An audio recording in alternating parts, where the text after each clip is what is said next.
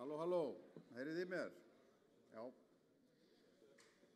Komið í sæl öll sömul og verið velkomin á ársfund Byggðastofnunar. Ég heiti Óli Halldórsson og stjórnarformaður Byggðastofnunar. Næsta korterið eða svo.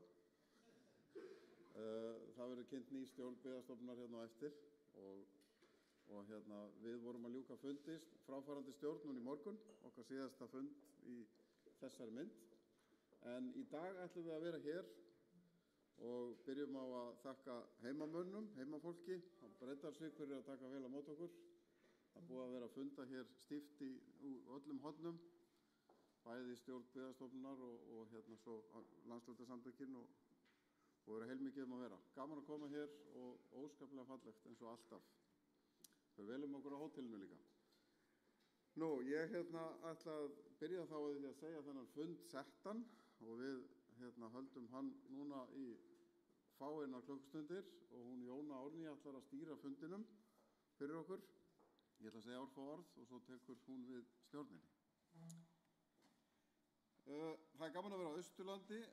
Ég Voffirðingur í aðra ætt. Það geta ekki tengt sig stundum þar sem maður stendur hverju sinni, en ég Voffirðingur í móður ætt. Móðir mín alin upp hér í Fagradal í Vopnafirði, sem fyrir þá sem ekki þekkja til á múlanum á milli Héraðsflóa og Vopnafjarðar, ysti bær. Og ég nefni það vegna þess að það ágætis áminning svona raunveruleika lífs á Íslandi að kynnast stöðum eins og Vopnafirði og við eigum flest, og Fagradal segi ég, ekki Vopnafirði.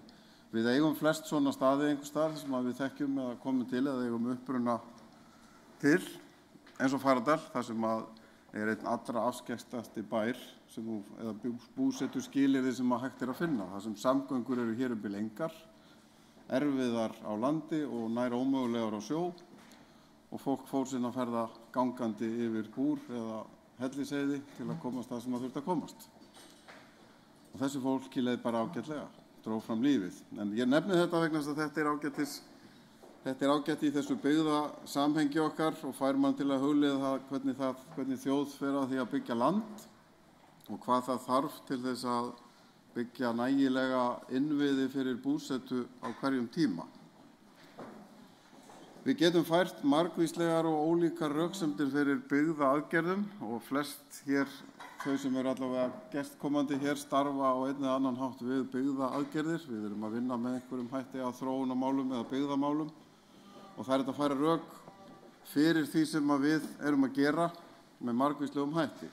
Stundum verður þessi umræða svolítið grunn að mínu viti og yfirborðskennd og byggðatengdar ráðstafanir af mörgu tagi eru réttlættar með einhvers konar verndar, þar sem við erum í verndaraðgerðum til að varðveita menningararf og varðveita sögu og leyfa fólki náðarsamlegast að búa einhvers staðar þar sem það kýs að búa,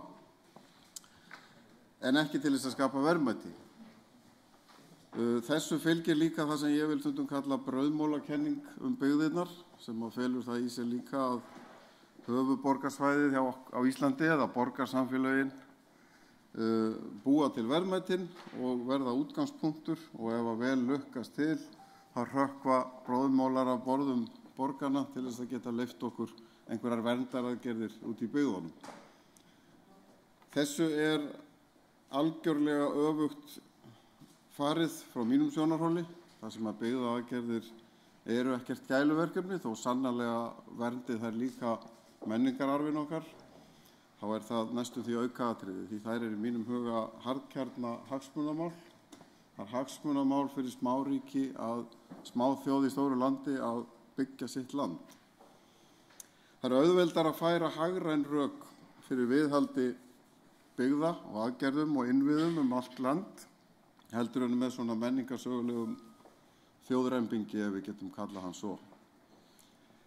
Þetta ekkert mikil vísindi í sjálfu sér, þetta snýst kannski meira það til þess að koma auga á tækifærin, finna þau á hverjum tíma og geta nýtt þau. Þá það bara gott veðmál að hafa virka byggð og virk fyrirtæki, virkt atvinnulíf út allt landið. Hitt bara ekki skynsamlegt veðmál að vera með tómt land. Á undanförnum árum hefur reyndar dálítið mikil vakning gagnvart því hvar og hvernig hægt að sinna störfum og við þekkjum öll hugtakið óstaðbundin störf og bindum við það vonir að það geti haft áhrif, þróun þess og ekki síst opinber störf.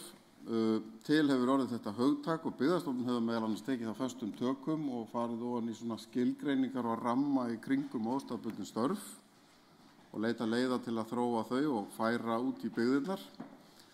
En þarna stöndum við líka stundum frammi fyrir þversögn eins og við sem að vinnum og höfum komið að vinnu við byggðastöðning gerum svo gjarnan að kjarni þess sem að við erum að gera með byggðagerum kannski þegar upp staðið frekar að binda störf en ekki óstaðbinda þau. Við erum að reyna að binda einhvern kjarna út í byggðunum og festa frekar heldur en að losa. Þannig að þegar við viljum óstaðbinda sem flest störf, þá viljum við samt ekki óstaðbinda þau alveg. Við viljum staðbinda þau svolítið, þannig að þau séu á réttum stöðum. Þannig að það þversagnakennt hlutverk, það ekkert óviðráðanlegt viðfangsefni og það eitt af því sem við gerum og skilgreint ágætlega. Byggðastofnun hefur stigið bara myndarlega inn í það og ráðuneyti reyndar með til að mynda með aðgerðum í tilflutningi óstaðbundinna starfa í opinbera geiranum. En þetta svona, ég nefni þetta sem, þetta þversagnakennt hlutverk sem eitt af því sem við búum við í byggðaaðgerðum almennt. Það ekki bara þessi óstaðbundnu störf sem við viljum staðbinda svolítið, heldur það líka fleira. Við búum til dæmis við mjög stífan ramma samkeppnislaga og jafnræðiskröfur á ýmsu tagi, margt af þessu upp úr alþjóðalögum og öll viljum við fylgja því. En á sama tíma mjög stór hluti af því sem að snýra því að grípa inn í byggðalögum þar sem að þörf á. Í rauninu verið að krossa samkeppnislög og jafnræði að einhverju leyti. Eða þá að það þarf að túlka það með öðrum hætti að til þess að ná einhverju jafnræði þá þurfum við að beita svolítið ójafnræði stund. Þannig að þetta þversagnakenndu hlutverkin okkar og við erum að stíga inn í og yfir alls konar hindranir sem við erum samt á sama tíma búin að undirgangast. Byggðastofnun bankastofnun, hún útlánastofnun, það kannski eitt af því viðamesta sem hún gerir og gerir bara vel og sinnir fjármagnsþörf út í byggðunum, þar sem að bankarnir vilja helst ekki vera, þar Byggðastofnun og gengur vel. Þar búum við þá, við þekkjum það sem höfum setið í stjórn og margir töluvert lengur en ég, að það kemur reglulega upp þessi klemma að verandi hluti af hinu opinbera fjármálakerfi undir agastjórnun Seðlabankans og peningastefnu opinberi, en á sama tíma þá snúa byggðaaðgerðir ekki að því að draga úr þenslu eða spennu, heldur auka þenslu og auka spennu og efla fjárfestingu og bæta í. Þannig á annan háttinn við hluti af hinu opinbera fjármálakerfi sem þarf að stíga varlega til jarðar og lúta alls konar almennum viðmiðum, en á hinn bóginn viljum við efla og auka og styðja við. Og þetta getur verið svolítið snúið og hefur oft komið upp á stjórnarfundum þessi, fólk klóra sér í kollinum yfir því hvernig hægt að lækka vexti í hávaxtaumhverfi, hvernig hægt að styðja við eða nota eitthvert svigrúm sem Byggðastofnun kann að hafa sem gengur mögulega í kross við það sem almenn peningastefna stendur fyrir. En ég nefni þetta vegna þess að þetta mörg af þessum þversagnakenndu hlutverkum sem að byggðaaðgerðir útheimta, en það algjört lykilatriði að láta þær ekki taka fókus af viðfangsefninu og ekki láta almennan ramma sem að við viljum búa við hindra það að við sinnum því að styðja við aðgerðir í þágu byggða af miklum þunga og heilum hug. Og það margar leiðir til þess að stíga fram hjá þessum hindrunum sem stundum komu. Það ekki víst að við þessi fámenni kjarni sem ættaður úr Fagradal í Vopnafirði flytji í dalinn sinn aftur og það ég nefni þetta aftur vegna þess að þetta alltaf eitt af því sem að byggða umhverfið fæst við, það að fást við í aðrana. Það alltaf einhver útgildi hverju sinni. Fyrir nokkrum áratugum síðan, 1965, var það búseta í Fagradal og mörgum öðrum sambærilegum stöðum. Þar sem augljóslega enginn að fara að bora tvístefnu göngu gegnum Hellisheiði til þess að geta haldið úti 20 manna kjarna sem býr í einum bæ. Sömu spurningar munu alltaf koma upp og eru enn að koma upp, þar sem að einstakar sveitir eða einstakar eyjur eða einstakir staðir eru þessir fögrudalir nútímans á hverjum tíma. Það eins og lykilatriði að láta það ekki taka yfirsýnin okkar á það og sannfæringuna fyrir því að halda úti alvöru innviðum út alls staðar. Og þá á ég ekki við með jarðgöngum í gegnum Hellisheiði fyrir faraldarsfólk, heldur almennt yfir landið og almennt þar sem að við ætlum okkur að hafa fólk. Það auðveldara heldur í nokkuð annað finnst mér að færa hagfræðileg hagkjarnarök fyrir því að hafa þessa sterku innviði út allt. Jafnvel einhverja áraskeið á stöðum þar sem að ekki býr nægilega margt fólk. Það getur alveg borgað sig að þola nokkur ára tímabil og halda út í póstþjónustu innviðum, leggja vegi, hver veit nema eftir 5 ár breytist staðan og það finnist gullæð með einhverjum hætti akkurat á þeim stað og hefði verið gott að hafa þar innviði. Ég ætla nú ekki að segja mikið meira, ég ætla nú að þakka fyrir mig og okkur. Við langar að þakka sérstaklega forstjóra og öðru afar hæfu starfsfólki Byggðastofnunar sem situr hérna margt með okkur fyrir samstarf mitt og ég leyfi mér nú að tala fyrir hönd annarra í stjórn líka sem að fara frá núna. Þökkum kærlega fyrir okkur. Byggðastofnun gríðarlega sterk stofnun og við sem höfum unnið með og fyrir því fólki sem þar vinnur alla daga höfum kynnst því innanfrá. Vel rekin og mikil fyrirmyndastofnun og við erum stolt af því að hafa verið þar. Samstarfsfólki mínu í Byggðastofnunar stjórn vil ég líka þakka. Við erum búin að vera, okkur finnst við hafa verið dugleg, en það finnst sennilega öllum sinn fugl fagur, en við erum búin að taka svolítið upp af svona frumkvæðismálum. Auðvitað langstærstu hluti af því sem að stofnun eins og Byggðastofnun fæst við auðvitað afgreiðslumál eða mál sem eru lögbundin og föst á dagskrá. En við erum búin að taka nokkuð frumkvæðismál og eitt af því að færa þetta átaksverkefni úr byggðaáætlun í framkvæmd með óstaðbundnu störfin og setja utan það ramma og okkar góða starfsfólk hefur gert það mjög vel. Nú þegar hafa fæst tugur starfa frá höfuðborgarsvæðinu út í byggðirnar með þessum tiltekna verkefni. Það búið að efla verkefni brota þetta byggðir og nota svona slagkraft sem úr rekstri stofnunarinnar til þess að setja auki fjármagn í það. Byggðastofnun núna að gera prófa verkefni sem felst í því að stíga sjálf inn í það að byggja atvinnuhúsnæði í byggðum landsins.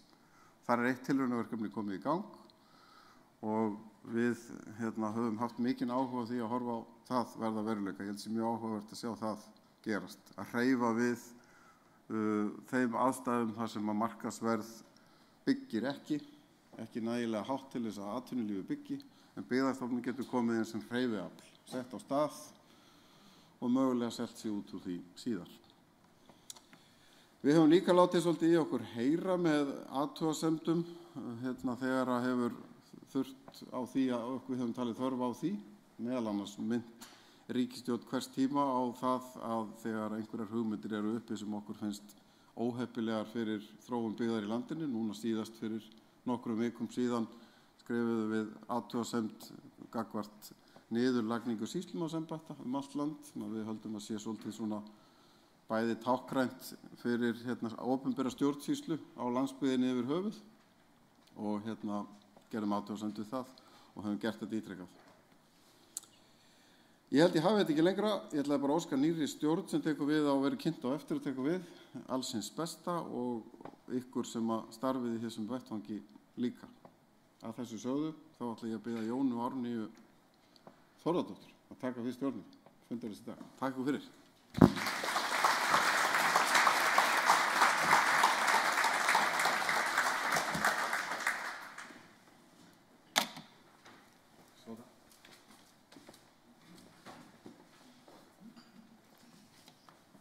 Góðan daginn, öll sömul.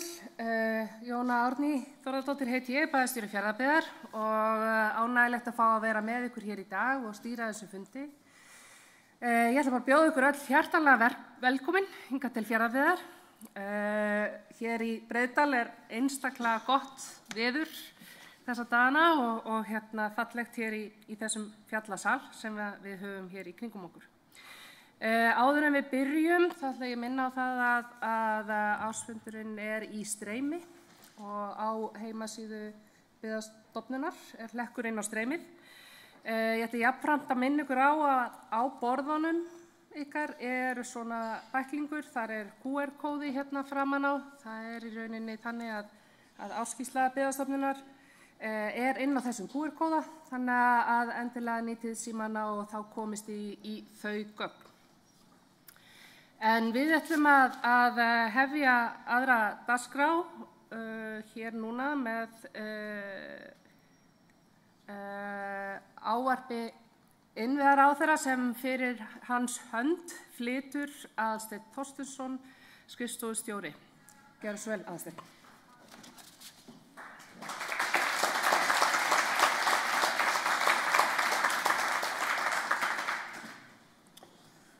Já, komið öll sæl og blessuð. Það nú áhugavert og skemmtilegt fyrir mig að standa hér á þessu fundi og fara með ávarp innviðaráðherra. Hefur nú ýmsa fjöruna sopið með þessari stofnun í gegnum tíðina og ekki síst reynar hér á Breiðdalsvík. Og margt í frábæru ávarpi Óla sem að ég tengi mjög þétt og fast við eðli og tilgang byggðaaðgerða og framfylgd þeirra í samkeppnisdrifnu markaðsumhverfi. Þetta hús hér byggðaaðgerð. Ég veit ekki hvort þið áttu ykkur á því. Þetta var auðvitað frystihús í áratugi svo gerðist landið þvert og endilangt. Síðan brustu stoðurnar fyrir þeim rekstri. Byggðastofnun eignaðist þetta hús. Já, heyrðu, vonandi þetta eitthvað aðeins betra svona. En Byggðastofnun sem eignaðist þetta hús. Og þá voru góður á dýr hvað á að gera við það. Menn standa ekki í röðum að kaupa gömul frystihús, endur svoleiðis hús hönnuð og gerð með öðrum hætti í dag en þá var. Niðurstaðan var sú að flytja út vélarnar, búa til þennan sal sem var hér í samstarfi við heimamenn. Og ég vil meina að þetta hafi heppnast frábærlega vel og hann hefur komið ofta að góðum notum. Síðan þetta eins og þið finnið á lyktinni fiskvinnsla hérna hinum megin. Allt sem sagt eðlilegt hér. En ég flyt ykkur góðar kveðjur Eyjólfs Ármannssonar innviðaráðherra sem átti þess því miður ekki kost á að vera hér í dag. Ég vil þá líka auðvitað gera þann fyrirvara að þar sem að þið heyrið orðið ég í því sem að hér fer á eftir, þar auðvitað innviðaráðherra sem að talar. En sem sagt, komið blessuð og sæl, ég hef ekki kost á að vera hér með ykkur í dag en þess fullviss að Breiðdalsvík tekur vel á móti ykkur og að þið eigið þar góðan dag. Ég tók við embætti ráðherra í desember og ég viðurkenni að það gladdi mig sérstaklega að fá tækifæri til að vera ráðherra byggðamála, en sá málaflokkur hefur ávallt staðið hjarta mínu nær. Byggðamál snerta flesta ef ekki alla málaflokka ríkisins. Byggðaáætlun því mikilvæg stefnumörkun ráðherra og Alþingis það hvert beri að stefna. Það ánægjulegt að finna hve breytt eignarhald á byggðaáætlun og hversu vel hefur tekist að hrinda aðgerðum hennar í framkvæmd. Í skýrslu sem ég lagði nýverið fyrir Alþingi framvindu byggðaáætlunar koma fram upplýsingar stöðu allra aðgerða hennar. Aðgerðirnar 44 talsins og þær allar komnar til framkvæmda og 9 þeirra þegar lokið. Lögum samkvæmt ber ráðherra að leggja fram á Alþingi á hverju kjörtímabili tillögu byggðastefnu til 15 ára ásamt 5 ára aðgerðaáætlun. Núgildandi aðgerðaáætlun næri yfir tímabili 2022 til 2026. Það því komið að því að hefja undirbúning að endurskoðun og mun ég leggja áherslu á víðtækt samráð verði haft við þá vinnu sem verður unnin undir forystu ráðuneytisins í nánu samstarfi við Byggðastofnun. Eins og þið vitið þá hefur ríkisstjórnin metnaðarfull áform að ná tökum á ríkisfjármálunum og skapa þannig skilyrði fyrir lækkun vaxta, ekki síst með stöðvun hallareksturs. Þar verk að vinna og margt bendir til þess að það sé jafnvel erfiðara heldur en áður var talið. Það stór og mikilvæg áskorun að fara betur með ríkisfé en verið hefur. Í ríkisstjórnarsáttmálanum einnig kveðið á að treysta eigi stoðir hinna dreifðu byggða. Það því mikilvægt nú þegar unnið með hagræðingartillögur í ríkisrekstri að byggðasjónarmiðum sé haldið á lofti. þannig mun ég leggja mig fram við að minna á mikilvægi þess að við höfum uppi byggðagleraugun við útfærslu tillagnanna. Jafnframt vil ég hvetja ykkur ágætu ársfundagestir til að hafa aðhald á ríkisstjórn og Alþingi í þeirri umræðu sem fer framundan þessi mál. Þess má líka geta hér að Byggðastofnun hefur sent mér minnisblað þar sem stofnunin varar við þeirri tillögu hagræðingarhópsins að allar minni stofnanir landsins verði sameinaðar öðrum og telja að mörg rök falli gegn þeirri hugmynd, ekki síst þegar kemur að byggðafestu á landsbyggðinni. Ég get að mörgu leyti skilið þar áhyggjur enda fá byggðarlög utan vinnusóknarsvæðis Reykjavíkur sem hafa bolmagn til þess að manna stofnanir með fleiri en 50 starfsmönnum. Það þarf því að ígrunda vel allar sameiningar og ég mun leggja mitt að mörkum til að gæta þess að aðgerðir til hagræðingar dragi ekki úr getu samfélaga til að viðhalda traustri búsetu og þjónustu við íbúa og atvinnulíf. Hvað Byggðastofnun varðar sérstaklega þá hef ég mikinn metnað fyrir hennar hönd og hef augun opin fyrir hugmyndum eflingu stofnunarinnar og tel að hún sé vel í stakk búin til að taka við nýjum og veigamiklum verkefnum. Nú þegar hlutfall ríkisstarfa á höfuðborgarsvæðinu 70% en þar búa á sama tíma 64% íbúa. Við verðum að tryggja að hagræðingaraðgerðir lækki ekki enn frekar hlutfall ríkisstarfa á landsbyggðinni. Í þessu samhengi langar mig að nefna aðgerð byggðaáætlunar sem að snýr að óstaðbundnum störfum. Það skýrt kveðið á það að ríkisstörf eigi ekki að vera bundið við tiltekna staði nema eðli starfsins krefist þess sérstaklega. Þannig á búseta ekki að hafa áhrif við ráðningar. Hér má segja að ríkið sé í dauðafæri að auka byggðafestu og stuðla að búsetufrelsi með því að tryggja innleiðingu stefnu óstaðbundin störf. Mörgum störfum hægt að sinna hvar sem á landinu. Sem samfélag eigum við enn nokkuð langt í land að framfylgja þessari stefnu en þessi aðgerð getur skipt sköpum við að fjölga ríkisstörfum í landsbyggðunum. Síðastliðið haust var opnað fyrir styrkir úr byggðaáætlun til ríkisstofnana á höfuðborgarsvæðinu með það að markmiði að fjölga störfum á landsbyggðinni. Nú þegar hafa verið veittir 10 styrkir og þar með hafa 10 störf verið flutt frá höfuðborgarsvæðinu út á land. Þessi aðgerð hefur raunar vakið töluverða athygli og meðal annars í Noregi og síðasta mánuði gerði heil deild úr norska byggðamálaráðuneytinu sér ferð til Íslands til að kynna sér hana sérstaklega. Mér gafst tækifæri að hitta Norðmennina og áttum við gott og gagnlegt spjall. Þar ræddum við líka svokallaða byggðavísitölu Norðmanna sem áhugavert stjórntæki. Ég veit að Byggðastofnun langt komin með hönnun slíkrar vísitölu fyrir Ísland og skilst að hún hafi verið til umfjöllunar á fundi starfsfólks Byggðastofnunar og landshlutasamtakanna fyrr í dag. Ég hlakka til að fá kynningu á því verkefni og bind vonir við að tölfræðileg mælikvarða sem byggja á upplýsingum landfræðilega legu, lýðfræðilega þætti og efnahagslegar og félagslegar aðstæður verði notaðir til að leggja mat á stöðu svæða. Ég sé fyrir mér að slík byggðavísitala verði gefin út reglulega og geti nýst sem árangursmælikvarði og við mat á sértækum byggðaaðgerðum. Rannsóknir, gagnasöfnun og gagnamiðlun sem byggðavísitala hvílir á einmitt einn af mikilvægustu þáttunum í starfsemi Byggðastofnunar. Stofnunin hefur sinnt í hlutverki afar vel og á vef hennar að finna gríðarlega mikið magn af upplýsingum sem settar eru fram með myndrænum hætti og auka þannig þekkingu og vitund almennings byggðaþróun.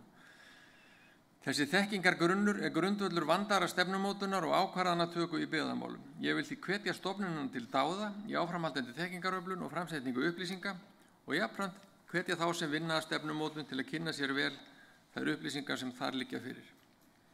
Annað mikilvægt hlutverk sem stofnuninni falið aflamarkið sem hefur það að markmiði að styðja byggðarlög í alvarlegum og bráðum vanda vegna samdráttar í sjávarútvegi. Aflamark Byggðastofnunar hefur reynst mikilvægur þáttur í að efla og viðhalda byggðafestu í mörgum minnstu sjávarbyggðum landsins. Ég hef upplýsingar að verkefni hafi viðhaldið 400 störfum við veiðar og vinnslu á undanförnum árum, störfum sem ólíklegt að væri þar ella að finna. Það því afar mikilvægt að treysta aflamarki í sessi, meðal annars með nægum aflaheimildum. Sóknaráætlun landshluta enn eitt verkefnið sem Byggðastofnun falin umsýsla með og gerir afar vel. Eftir því sem ég kynnist betur því verkfæri sem sóknaráætlanir sé ég betur hve öflugt tæki til byggðaþróunar það Það var því ánægjuleg stund þegar við 3 ráðherrar ásamt fulltrúum frá öllum landshlutasamtökunum sveitarfélaga komu saman í Norræna húsinu í Reykjavík í lok janúar og undirrituðu nýja sóknaráætlanasamninga. En auk innviðaráðuneytis leggja menningar, nýsköpunar og háskólaráðuneytið og umhverfis-, orku- og loftslagsráðuneytið fjárframlög til samningana. Ég bind vonir við að fleiri ráðuneyti bætist í hópinn áður en langt líður og hef ásamt félögum mínum, þeim Loga Einarssyni og Jóhanni Páli Jóhannsyni, undirbúið minnisblað sem ég vona fari fyrir ríkisstjórnina skams, þar sem ráðherrar eru hvattir til að skoða beina aðkomu að sóknaráætlun landshluta með fjárframlögum til verkefna á þeirra verkefnasviði. Það er líka gaman að geta sagt frá því að sóknaráætlanir hafa vakið athygli út fyrir landsteinana og hefur OECD til dæmis ítrekað leitað í smiðju sóknaráætlana í tengslu við fyrirmyndir samninga á milli stjórnsýslustiga. Mér langar líka að nota tækifæri hér og nefna eitt af þingmálum mínum. Það er frumvarp að nýjum heildarlögum jöfnunarsjóð sveitarfélaga sem ég mælti nýlega fyrir á Alþingi. Sveitarstjórnarstigið á Íslandi er öflugt, en það gæti verið enn öflugra. Og það er mín skoðun að sveitarfélögin þurfa að vera stærri og öflugri til að geta sinnt hlutverki sínu og auknum kröfum íbúa þeirra þjónustu. Hlutverk jöfnunarsjóðs sveitarfélaga er að jafna mismunandi útgjaldaþörf og skatttekjur sveitarfélaga með framlögum úr sjóðnum á grundvelli ákvæða laga, reglugerða og vinnuregla starfsemi hans. Þannig er stuðlað að því að sveitarfélögin standi á jafnari grunni að teknu tilliti til land- og lýðfræðilegra þátta auk fjárhagslegs styrks til að sinna lögbundnum verkefnum sínum. Markmið er að stuðla að markvissar og réttlátari úthlutun, einfalda skipulag hans og stuðla að því að hann fylgi þróun sveitarfélaga gerðarinnar. Ég tel nauðsynlegt að sjóðurinn þróist í takt við viðamiklar breytingar sem hafa orðið á sveitarstjórnarstiginu á liðnum árum. Frá árunum 1990 hefur sveitarfélögunum á Íslandi fækkað úr 204 í 62 og á sama tíma hafa þau tekið við veigamiklu nýjum verkefnum, til dæmis við yfirfærslu grunnskólans og málefna fatlaðs fólks. Þrátt fyrir þetta hefur regluverk sjóðsins þó lítið breyst. Skyldur sveitarfélagana gagnvart íbúunum hvíla nefnilega á þeim óháð stærð þeirra og staðsetningu. Og markvisjöfnun er forsenda þess að öll sveitarfélög geti sinnt lögbundinni þjónustu íbúa sína og skapar þannig skilyrði fyrir því að jafna lífsgæði landið. Þetta er því stórt byggðamál. Nú ágætu fundargestir, lögum samkvæmt þá ber ráðherra að skipa stjórn byggðastofnunar á ársfundi stofnunarinnar. Ný stjórn byggðastofnunar fyrir komandi starfsár er þannig skipuð.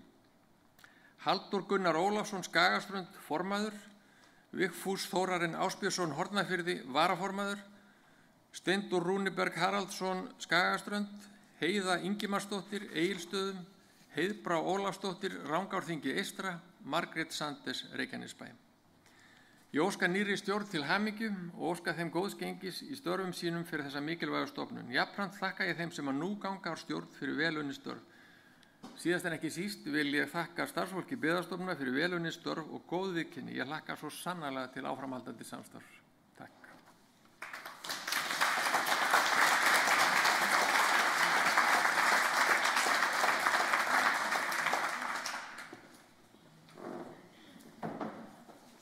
Við þökkum ráðherra fyrir góðar kveðjur og flutningsaðalsteins á hans ræðu.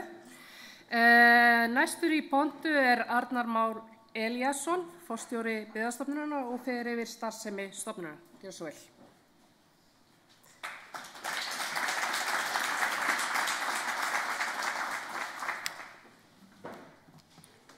Já, takk fyrir það. Kæru gestir, þegar ég var að setja saman þessa kynningu, þá var mér hugsað til samtal sem ég átti við góðan vinn minn fyrir hartnær 10 árum, þegar ég var að tilkynna honum þá ákvörðun mín að flytja á Sauðárkrók og taka við starfi hjá Byggðastofnun. Og mér er þetta samtal okkar sérstaklega minnisstætt vegna þess að þetta fannst honum vera afleitt hugmynd.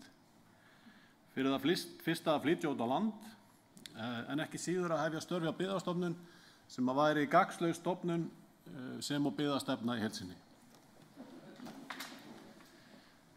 Þessi ágæti vinur minn, hann aðhyllist stjórnmálaskoðunum eða hagfræðikenningum lágmarksríki og samkvæmt þessari kenningu þá á hlutverk hins opinbera að vera sem eins konar næturvörður og eina hlutverkið að verja einstaklingsréttinn, það er að segja að skapa okkur borgurunum einhverja leikreglur til þess að vinna eftir, viðhalda og framfylgja þeim leikreglum og dæma svo í þeim málum þar sem að fólk fer út af sporinu.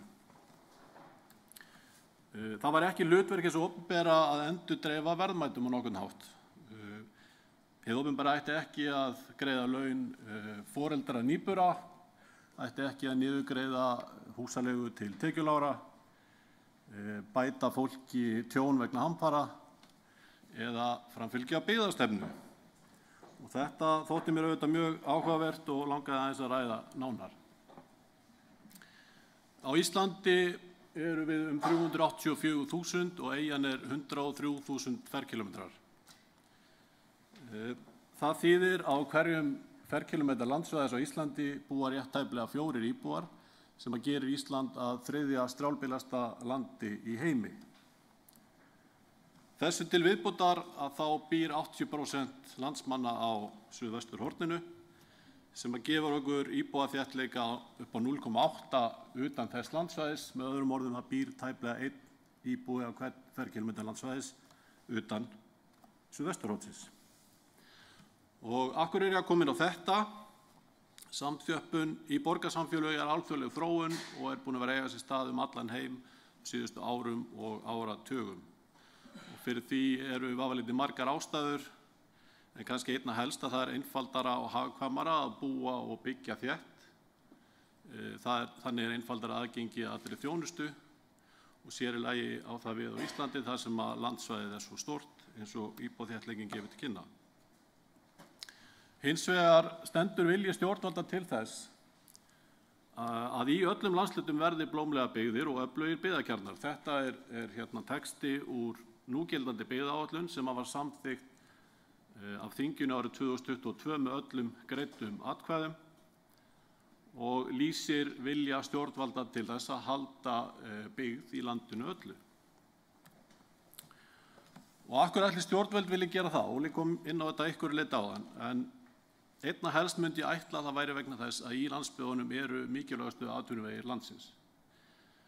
Þar stóriðjan, þar orkuöflun fyrir landið allt. Í landsbyggðunum matvælaframleiðslan, hvort sem að það landbúnaður eða sjávarútvegur. Og svo vitanlega ferðamennirnir. Ferðamennirnir eru hér á landi til þess að skoða landið og ferðast en þeir eru ekki hér til þess að skoða Reykjavík þó að þeir eigi nú væntanlega flestir viðkomu þar.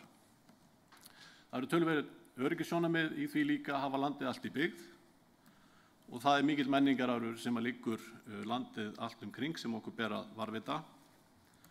Og svo langar mig líka einnig að nefna búsetufrelsi. Það eru ákveðin lífsgæði fólgin í því hér á Íslandi að við höfum skapað þann vettvang og þann grundvöll að fólk geti búið hvar sem á landinu.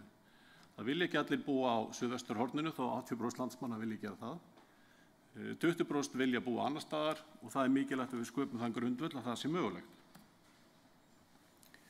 Hlutverk Byggðastofnunar tiltölulega mikið í þessu samhengi að viðhalda byggðastefnu á Íslandi. Hana gilda lög frá árinu 1999 og hlutverkið þar skilgreint og það að efla byggð og atvinnulíf á sínu starfsvæði sem landið allt utan höfuðborgarsvæðisins. Og það gerum við með ýmsum leiðum. Þetta yfirlit yfir helstu verkefnin sem við erum að vinna að samkvæmt starfsáætlun 2025. Og eins og þið sjáðu þetta fjölbreytt og mörg verkefni og ég hef vitanlega ekki tíma til þess að fara yfir þau öll hér í dag. En langaði aðeins að stikla á stóru. Aflamark Byggðastofnunar kom fram í ávarpinu hjá Aðalsteini og ég tel einkar mikilvægt að þetta þarfa byggðaþróunarverkefni fái áfram að ganga sinn gang. Þarna höfum við til ráðstöfunar alltaf 5.000 tonn sem við úthlutum til, viðkvæmustu byggðarlagana á Íslandi til þess að viðhalda atvinnustarfsemi. Og af samtölum við samningsaðila að dæma að þá þetta aflamark okkar forsenda þess að halda úti rekstri í mörgum af þessum byggðarlögum. Og eins og Aðalsteinn kom inn á þá þetta rúmlega 400 störf sem þetta aflamark skapaði eða viðhélt á síðasta ári. Og þetta störf í mörgum af viðkvæmustu byggðarlögum á Íslandi sem mörg hver hefði ella aflagst ef ekki væri fyrir þetta úrræði. Þannig að einkar mikilvægt verkefni sem við verðum að viðhalda áfram. Stofnunin sinnir einnig umfangsmikilli lánastarfsemi í landsbyggðunum. Lengst af þá vorum við bara með einn lánaflokk, almenn lán, en árið 2013 og þá fórum við að útvíkka starfsemina og fórum að veita landbúnaðarlán sem urðu strax mjög vinsæl. Og svo árið 2020 gerði stofnunin samkomulag við European Investment Fund að bakábyrgðakerfi sem gerði okkur kleift að veita lán með hagstæðari kjörum en áður. Og við fórum að stað með sérstök lán til stuðnings atvinnurekstri kvenna og lán til nýliðunar landbúnaði sem ég ætla að koma aðeins betur inn á. Stofnunin fór að veita lán til umhverfisvænna verkefna, sérstök lán til viðkvæmustu byggðarlaganna og einnig nýsköpunarlán, enda höfðum við svona fregnir af því frá frumkvöðlum í landsbyggðunum að það væri oft erfitt að fá aðgengi að fjármagni í nýsköpun utan höfuðborgarsvæðisins. Þannig að lánaflokkar byggðastofnunar eru orðnir margir og fjölbreyttir og sniðnir að þörfum landsbyggðanna. Ég sé það núna, svolítið mikið að myndum að sjálfum mér í þessari kynningu, en við látum það fram hjá okkur fara. Við fórum að veita kynslóðaskiptalánin 2020 og frá þeim tíma þá hafa lánin stuðlað að kynslóðaskiptum á 50 bújörðum á Íslandi. Og þessi lán eru sérstök fyrir þær sakir að þau heimila alltaf 90% veðsendingu, sem þýðir að við kaupa á 100 milljóna króna bújörð þurfa ungi bændur með þessu lánum eingöngu að eiga 10 milljónir í eigið fé til samanburðar við 20 til 30 milljóna króna eigið fé kröfu eftir hefðbundnum fjármögnunarleiðum. Því til viðbútar þá veita lánin möguleika á því að greiða eingöngu vexti fyrstu 3 árin sem gefur þá ungum bændum svigrúm til þess að ná undir sig fótunum og ná tökum á rekstrinum áður en að fara að borga fullar afborganir. Þessi aukning í fjölbreytileika lánaflokka hjá stofnuninni hefur leitt til þess að lánasafnið hefur stækkað mjög ört og eftirspurnin er töluverð. Og eins og sjáum á þessari mynd þá var lánasafnið 18 milljarðar árið 2020 og stefnir í það að fara yfir 30 milljarða á þessu ári. Lánasafnið skiptist tiltölulega jafnt á milli landshluta, þó er mest af útlánum á Suðurlandi, það er rúmlega 7 milljarðar og stærsta atvinnugreinin í lánasafninu er landbúnaður og landbúnaður er núna rétt rúmlega helmingurinn af öllu lánasafni Byggðastofnunar. Eins og Óli kom inn á þá fórum við á stað með tímabundið tilraunaverkefni núna í ár uppbyggingu atvinnuhúsnæðis á stað þar sem að vöntun og fjárfestingu hefur hamlað framþróun. Eins og við vitum þá er staðan víða þannig land að það er mun dýrara að reisa húsnæði heldur en markaðsvirði þess á endanum verður. Og það hefur leitt til þess að það myndast ákveðin pattstaða, ekkert er byggt og þar af leiðandi verður ekkert að nýjum störfum. Og við viljum pröfa og reyna að höggva þennan hnút með því að reisa atvinnuhúsnæði á slíkum stöðum og sjá hvort að það komi þá hjólum atvinnulífsins í gang þar. Og við fórum á stað í samstarfi Dalabyggð og ætlum að setja alltaf 150 milljónir í uppbyggingu á húsnæði þar og erum núna í samtali við hagaðila uppbygginguna og ég vænti þess að þetta hús rísi á næsta ári og vonandi verður af þessu verkefni bara góður gangur og við getum þá nýtt það víðar land því að þörfin er klárlega víða mjög mikil. Það er ekki hægt að tala byggðastefnu á þess að tala byggðaáætlun og núgildandi byggðaáætlun gildir til ársins 2036 með aðgerðaráætlun sem rennur út á næsta ári. Þar eru 44 aðgerðir og Byggðastofnun er framkvæmdaraðili 12 þeirra. Og ég ætla nú ekki að renna í gegnum þær allar en mig langar að benda hér sérstaklega á aðgerð A9 verslun í dreifbýli. Við vorum að veita styrki í þetta verkefni núna í byrjun árs 17 milljónir sem eru ekki háar upphæðir en skipta þessi litlu byggðarlög gríðarlega miklu máli að verslanirnar þarna fái þessa rekstrarstyrki til þess að halda dagvöruverslun opinni. Mig langar einnig að koma inn á óstaðbundin störf. Þrátt fyrir Óli hafa gert það. Þetta er einkar mikilvægt verkefni og að mínu viti eitt stærsta byggðaþróunarverkefni síðustu ára. Og í byggðaáætlun eru 300 milljónir sem eiga að fara í þetta verkefni og því hefur verið skipt í tvennt. Helmingurinn í að fjölga vinnurýmum eða byggja upp svona vinnustaðaklasa og hinn helmingurinn í að veita ríkisstofnunum á höfuðborgarsvæðinu styrk til þess að flytja störf í landsbyggðirnar. Og það hafa verið flutt 9 störf út á land með þessu úrræði og potturinn er ekki tæmdur þannig að ég á von á því og vona innilega að við munum tæma þennan pott til þess að koma fleiri störfum út í landsbyggðirnar. Í C-lið byggðaáætlunar eru við framkvæmdaraðilar 5 aðgerða og mig langar að tala sérstaklega brothættar byggðir og svo opinberar upplýsingar á sviði byggðamála. Brothættar byggðir er afskaplega mikilvægt verkefni hjá Byggðastofnun sem hefur það markmið að sporna við viðvarandi fólksfækkun í viðkvæmustu byggðarlögunum á Íslandi. Það eru 120 milljónir á ári sem eru eyrnamerktar í þetta verkefni í gegnum byggðaáætlun. En Byggðastofnun hefur ákveðið í ár og næstu 2 ár að bæta við framlagi í þennan málaflokk til þess að fjölga þátttökubyggðarlögum og lengja gildistíma samninga. Dalabyggð og Stöðvarfjörður eru í verkefninu núna, Reykhólarhreppur kom inn núna í byrjun árs og við erum að fara að taka Kaldrananeshreppi inn núna í sumar eða í haust, á meðan Strandabyggð og Bakkafjörður luku þátttöku núna áramótin. Og þannig önnur mynd af mér. Byggðastofnun hefur gríðarlega mikið magn af alls kyns byggðatengdum upplýsingum sem við höfum lengi vel verið í vandræðum með hvernig við höfum að koma frá okkur. Síðustu árum höfum við verið að byggja upp þessi mælaborð sem að mínu viti ná að koma þessum upplýsingum á mjög svona skilvirkan og sýnilegan hátt á framfæri. Mér langaði bara að sýna ykkur inn í eitt mælaborð. Ég hef hérna valið mælaborðið íbúafjölda í ársbyrjun og ég hef tekið þetta sveitarfélag sem við erum staðsett í nú. Hér búa 5.000 íbúar í 6 byggðakjörnum, 54% karlar og 46% konur og meðalaldurinn 38 ár. Og byggðakjarnarnir 6 eru svo koma þarna fyrir neðan og við getum brotið þetta ennþá meira niður og valið Breiðdalsvík. Þar búa 147 íbúar og meðalaldurinn er 43 ár. Þetta er þetta að gera niður á alla byggðakjarna á Íslandi, afskaplega gagnlegar upplýsingar að hafa sem og úr öðrum mælaborðunum okkar. Samantekt í lokin, búseta í landinu öllu er þjóðhagslega hagkvæm. Það fer engum blöðum það að fletta hvað svo sem vinur minn segir. Þar eru stærstu atvinnuvegir þjóðarinnar og í því liggja öryggissjónarmið, menningararfur og búsetufrelsi og fleira. En hins vegar er búseta í landinu öllu ómöguleg án þess að við höfum virka byggðastefnu.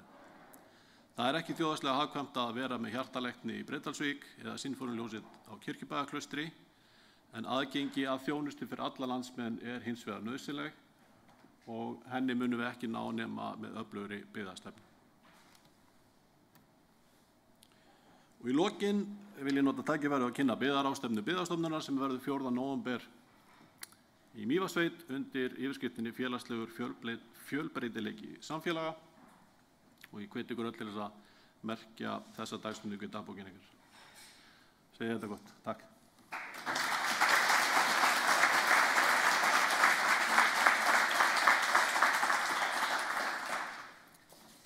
Takk kærlega fyrir þetta.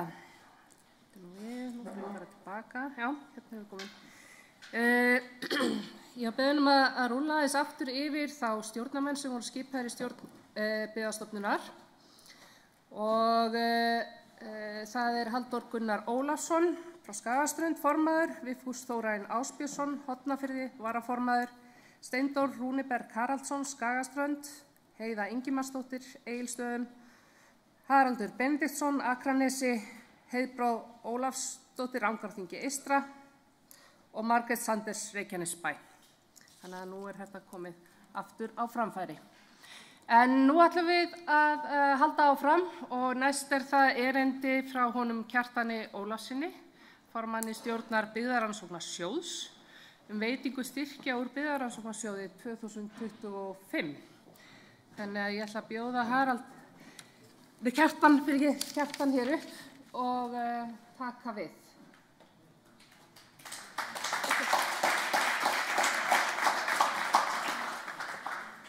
Takk fyrir, ágætu fundargestir. Þetta er skemmtileg uppákoma sem ég fæ að vera með á ársfundi Byggðastofnunar einu sinni á ári.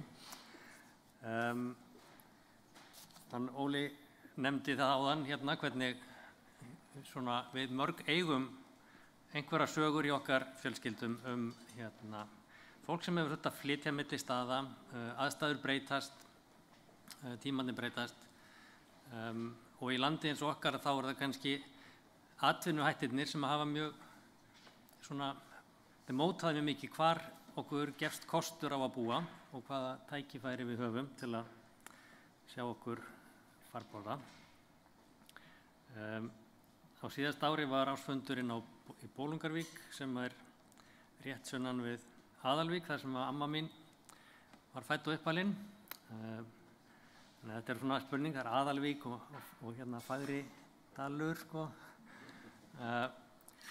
En Byggðarannsóknarsjóður var settur á fót 2014 og úthlutað fyrst styrkjum úr honum 2015 til samtals 10 milljónir til 4 verkefna. Og það er gaman að því að í fyrsta styrkþegahópnum trúi ég hafi verið mitt Óli Halldórsson og kollegar sem að fengu styrk í skemmtilegt verkefni sem að hét Byggðir og breytingar, atvinnuhættir íslenskra þéttbýlisstaða í fortíð, nútíð og framtíð. Og það er kannski það sem að Byggðarannsóknarsjóður gerir. Byggðastofnun er í fjárfestingum, Byggðarannsóknarsjóður er kannski svona áhættu fjárfestingahlutinn. Það er að segja að það er verið að setja peninga í rannsóknir sem að geta hjálpa okkur vonandi að skilja betur hvaða samfélagslegu kraftar það eru sem að eru að móta tækifærin sem við höfum. Ef við hugsum okkar land sem er með svona ýmsar náttúrulegar áhættur, ef húsið okkar byrjar að hristast þá viljum við vita hvort það er að hristast vegna þess að það er jarðskjálfti eða vegna þess að einhver hefur keyrt á það. Og það hvort er að gerast skiptir máli fyrir hvað það er sem við síðan hvernig við bregðumst við. Og eins og segi, Byggðarannsóknarsjóður hann á að hjálpa okkur að skilja hvað er að gerast. Við höfum talað óstaðbundin störf og það er mikilvægt fyrir okkur að skilja hvort að þetta virkar eins og við höldum að það virki. Því að það er nefnilega þannig með samfélagið, sko, að af því að við búum öll einhvern veginn í því, að þá höldum við að við skiljum hvernig það virkar. En að því ég er nú félagsfræðingur þá allir lofa mér að halda því fram að við skiljum það ágætlega en við skiljum samt ekki endilega mjög vel, sko. Það er hægt að hafa gagn af því að rannsaka samfélagið svona skipulega og það hjálpar okkur að skilja hvað er í gangi. 4 verkefni voru styrkt 2015. Ef við framreiknum þá styrki þá væri það á verðlagi dagsins í dag 15 milljónir og þess er ánægjulegt að stjórn Byggðastofnunar hefur verið að setja örlítið aukinn stuðning við rannsóknirnar. Þannig að á síðasta ári úthlutuðum við 17,5 milljón. Þannig að við erum að ná að vera, við höldum í við verðlagsþróun og gott betur en það. Enda á síðasta ári styrktum við 6 verkefni og núna í ár styrkjum við 5 verkefni samtals 18 milljónir. Og þetta eru verkefni sem að einhver leyti kallast á við umræðu dagsins. Það eru góðar hugmyndir sem að koma til okkar í stjórninni. Á hverju ári þá, allavega í nokkur ár held ég við höfum svona sagt okkar í milli að nú eru klárlega bestu hugmyndirnar komnar. Þetta getur ekki verið betra næsta ári. En svo koma nýjar hugmyndir og það eru líka áhugaverðar. Þannig að þetta er vandaverk að velja verkefni og mörg sem við hefðum gjarnan vilja styrkja sem ekki fá styrk. En ég ætla ekki að hafa mörg fleiri orð það, heldur fá styrk þegar ársins upp og við fáum svona gilt umslög til að afhenda, mjög svona skemmtilegt. Og þetta er svona í handahófsröð þannig að þið kannski bara skottist upp og fáið umslögin ykkar. Þannig að ég byrja að lesa nafnið og svo lesi upp þess að heitið verkefninu meðan að fólk er svona að koma upp og við söfnum saman. Þannig að hér efst í bunkanum hjá mér er Háskólinn á Bifröst, Vífill Karlsson. Vífill minn komdu upp, en ég les, það eru verkefni sem að snýr að strandveiðum og byggðakvótum, verður auknum umsvifum í strandveiðum og byggðakvótum vart í auknum atvinnutekjum eða útsvarstekjum viðkomandi sveitarfélaga. Skemmtileg hugmynd þar.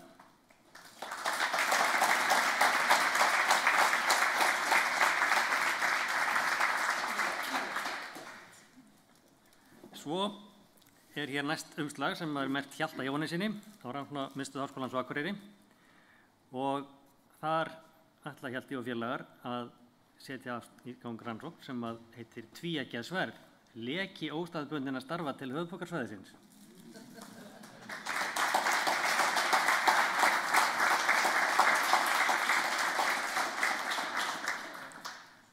Spennandi. Svo er hér umslag sem er merkt Salvör Jónsdóttur sem að starfa við Háskóla Íslands og rannsóknarverkefni sem að hún ætlar að standa fyrir til skipulag sjálfbærrar landbúnaðarframleiðslu á Íslandi, sannarlega mikilvægt málefni þar á ferðinni.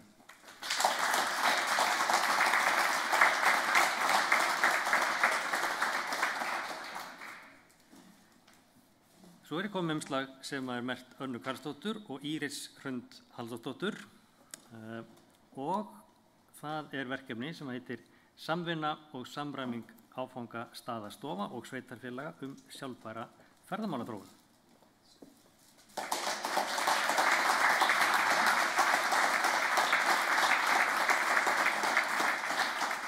Þá er ég eitt umslag eftir. Þau sem að fást ekki vita, þetta er ekki með svona hérna. Það er sömuleiðis Anna Karlsdóttir en með henni Magnfríður Júlíusdóttir og þau ætla að gera rannsóknarverkefni sem heitir Erlendar fjárfestingar í jörðum á Íslandi, sýn á áhrif á þróun byggða og samheldni íbúa. Verður vel. Takk fyrir.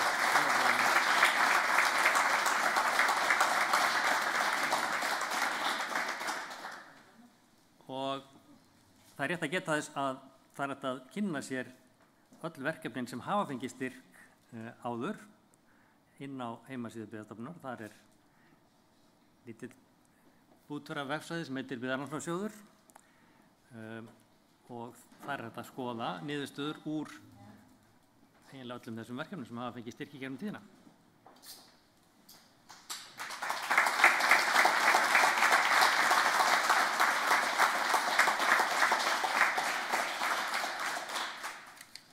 Þá þakkum við fyrir okkur í bili.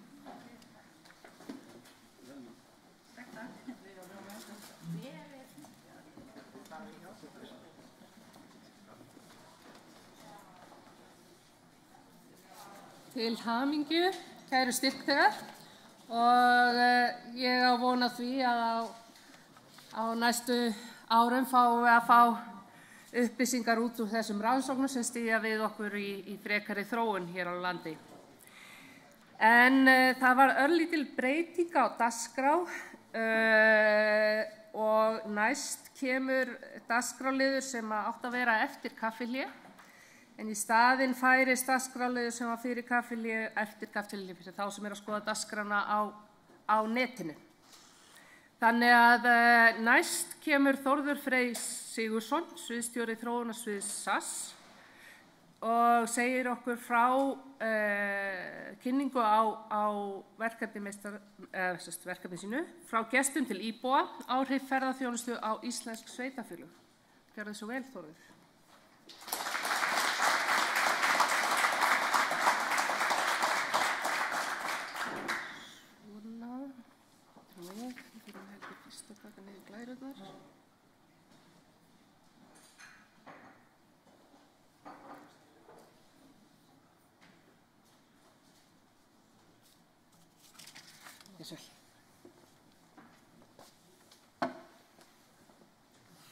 Já, komið sæl og takk fyrir boðið.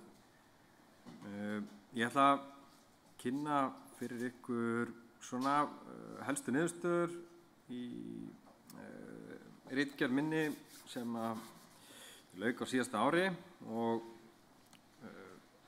fékk styrk sem sé frá Byggðastofnun. Þetta er ritgerð sem ég vann, lokaritgerð í meistaranámi í byggðaþróun eða Sustainable Rural Development í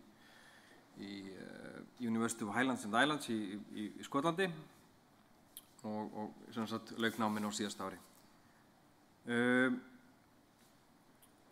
Efnistökin eru þessi áhrif ferðaþjónustunnar og þá ég fyrst og fremst að skoða lýðfræðilega þróun. Lýðfræðilega þróun innan sveitarfélaga. Og sem sagt, rannsóknarspurningin þessi, hefur vöxtur í ferðaþjónustu áhrif á lýðfræðilega þróun sveitarfélaga og svona ákveðin undir spurning eða svona í samhengi við þetta hvort að þessi þróun sé sjálfbær.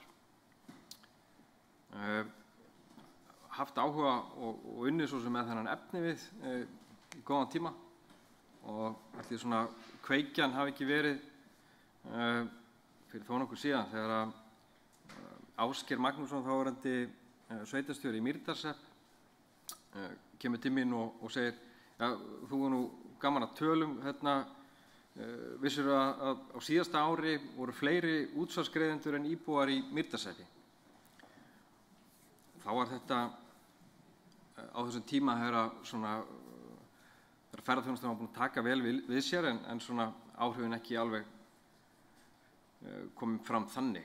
En það hafa verið á mörgum svæðum náttúrulega mjög miklar breytingar og mikil áhrif en við svona höfum kannski ekki lagst mikið í það hvernig áhrifin eru. En að einhverju leyti.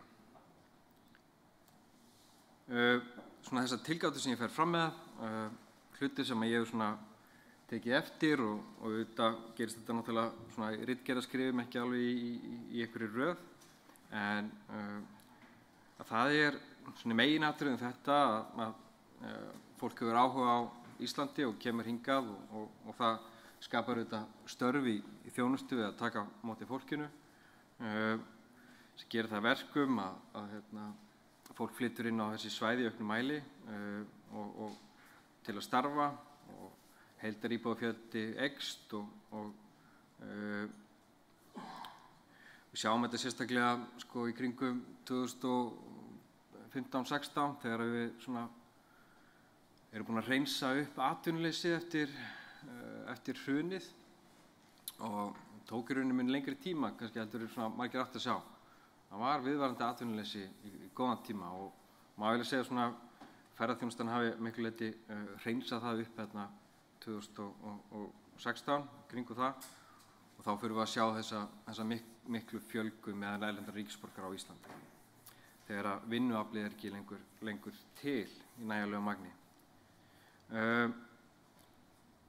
Og fleiri tilgátur eru þetta sé meira ungt fólk sem að koma hingað og sem gerir þá verkum að svona förum að skoða hlutföll að hlutföll barna og eldra fólks verður þá lægra og íbúavelta eitthvað sem ég svona mikið verið að fylgjast með líka stúdera. Íbúavelta í rauninni þá hlutfallstala þeirra sem að koma og fara, fæðast og deyja, semst hreyfing innan samfélag. Og svona ef ég fer síðan aðeins yfir í fræðin í tengslu við þetta, ég kemst að því að það er ekki mikið stúderað, þar að segja þessi skýra og beina tenging á milli ferðaþjónustu og lýðfræðilegrar þróunar, en þetta eru í svona í grunninn tvær rannsóknir sem ég svona sem ég skoða og með til samburðar, önnur frá Skotlandi og hinn frá Svíþjóð, en aftur á móti alveg töluvert náttúrulega búið að stúdera ferðaþjónustu og vinnumarkaðinn annars vegar og svo vinnumarkaðinn og lýðfræðilega þróun hins vegar. Þannig að við vitum, það ýmislegt vitað ferðaþjónustuna til dæmis, hvernig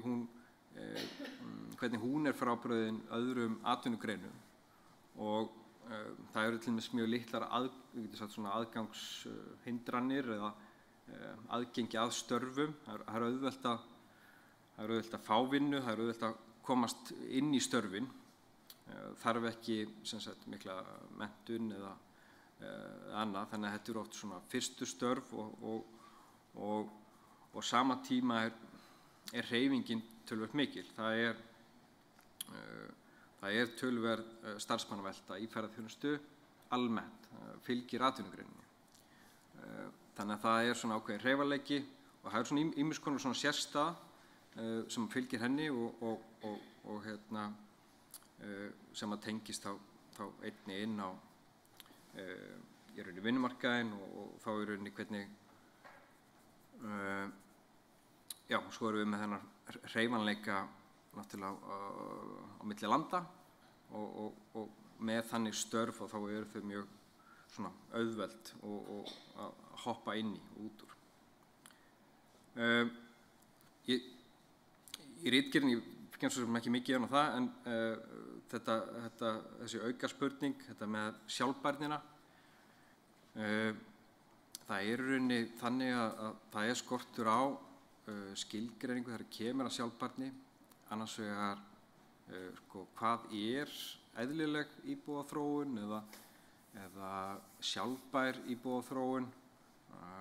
Það er ekki alveg niður njörvað og svo eins með ferðaþjónustuna, sjálfbær ferðaþjónustuna er mikið talað það, verið að halda ýmsar ráðstefnur, ýmsar vottanir eða viðmiðanir eða annað slíkt í gangi en þó engu að síður skortur á opinberum og samræmdum viðmiðum. Hvað varðar aðferðirnar þá þetta fremur einföld nálgun í tengslu við að greina íbúaþróunina og skoða síðan í samhengi við sveitarfélög og hoppa beint yfir í ég skipti sem sagt sveitarfélögum á Íslandi í 3 mengi. Ég skoða það sem ég kalla ferðaþjónustu sveitarfélög og sveitarfélög sem geta síður talist ferðaþjónustu sveitarfélög og munurinn þarna á milli hvort að sveitarfélag sé undir eða yfir svona landsmeðaltali í fjölda ferðaþjónustu starfa eða hlutfalli ferðaþjónustu starfa af heild. Þannig að ég skilgreini ferðaþjónustu sveitarfélög ef að hlutfall ferðaþjónustu starfa rétt yfir meinir að verið 13,5% eitthvað svoleiðis og ég sjáu svo sem listan af þessum sveitarfélögum sem að skilgreini sem ferðaþjónustu sveitarfélög og hlutfall ferðaþjónustu starfa auðvitað misjafnt þar frá 13-14% upp í alveg 60%. Þetta eru tölur frá 2023. Ég undanskil höfuðborgarsvæðið og Akureyri og nærliggjandi sveitarfélög og þá ég að sporna við að það trufli þennan samanburð bara almenn borgarþróun.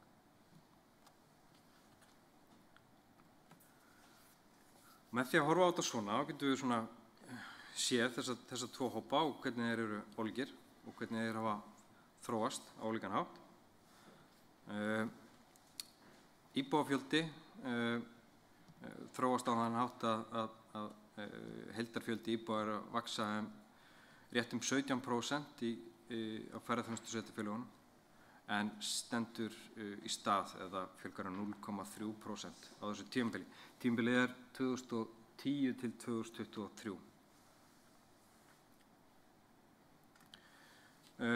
Síðan það íbúar með erlent ríkisfang,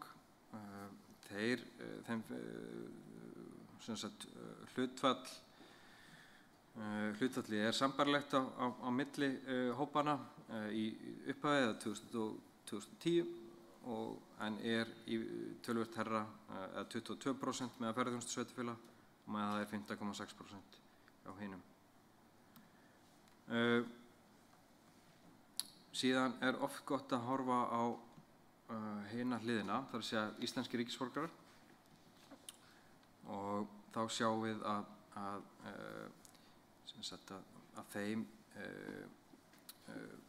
þeim að fækka í hinum hópnum þetta eru, að fækka einhver 3.000 íbúa á þessu tímabili, en standa í stað svona nánast fækka einhver rúmlega 400 íbúa í ferðaþjónustusveitarfélögunum, þannig að við getum sagt að það sé svona ákveðin varnarsigur hjá ferðaþjónustusveitarfélögunum, en þrátt fyrir töluverða íbúa fjölgun, eins og við sáum að. Og áframvarandi ríkisfangið, sko þá ríkisfang starfsmanna, og þá sjáum við hvernig þetta þróast yfir tímabilið meðal ferðaþjónustusveitarfélaga.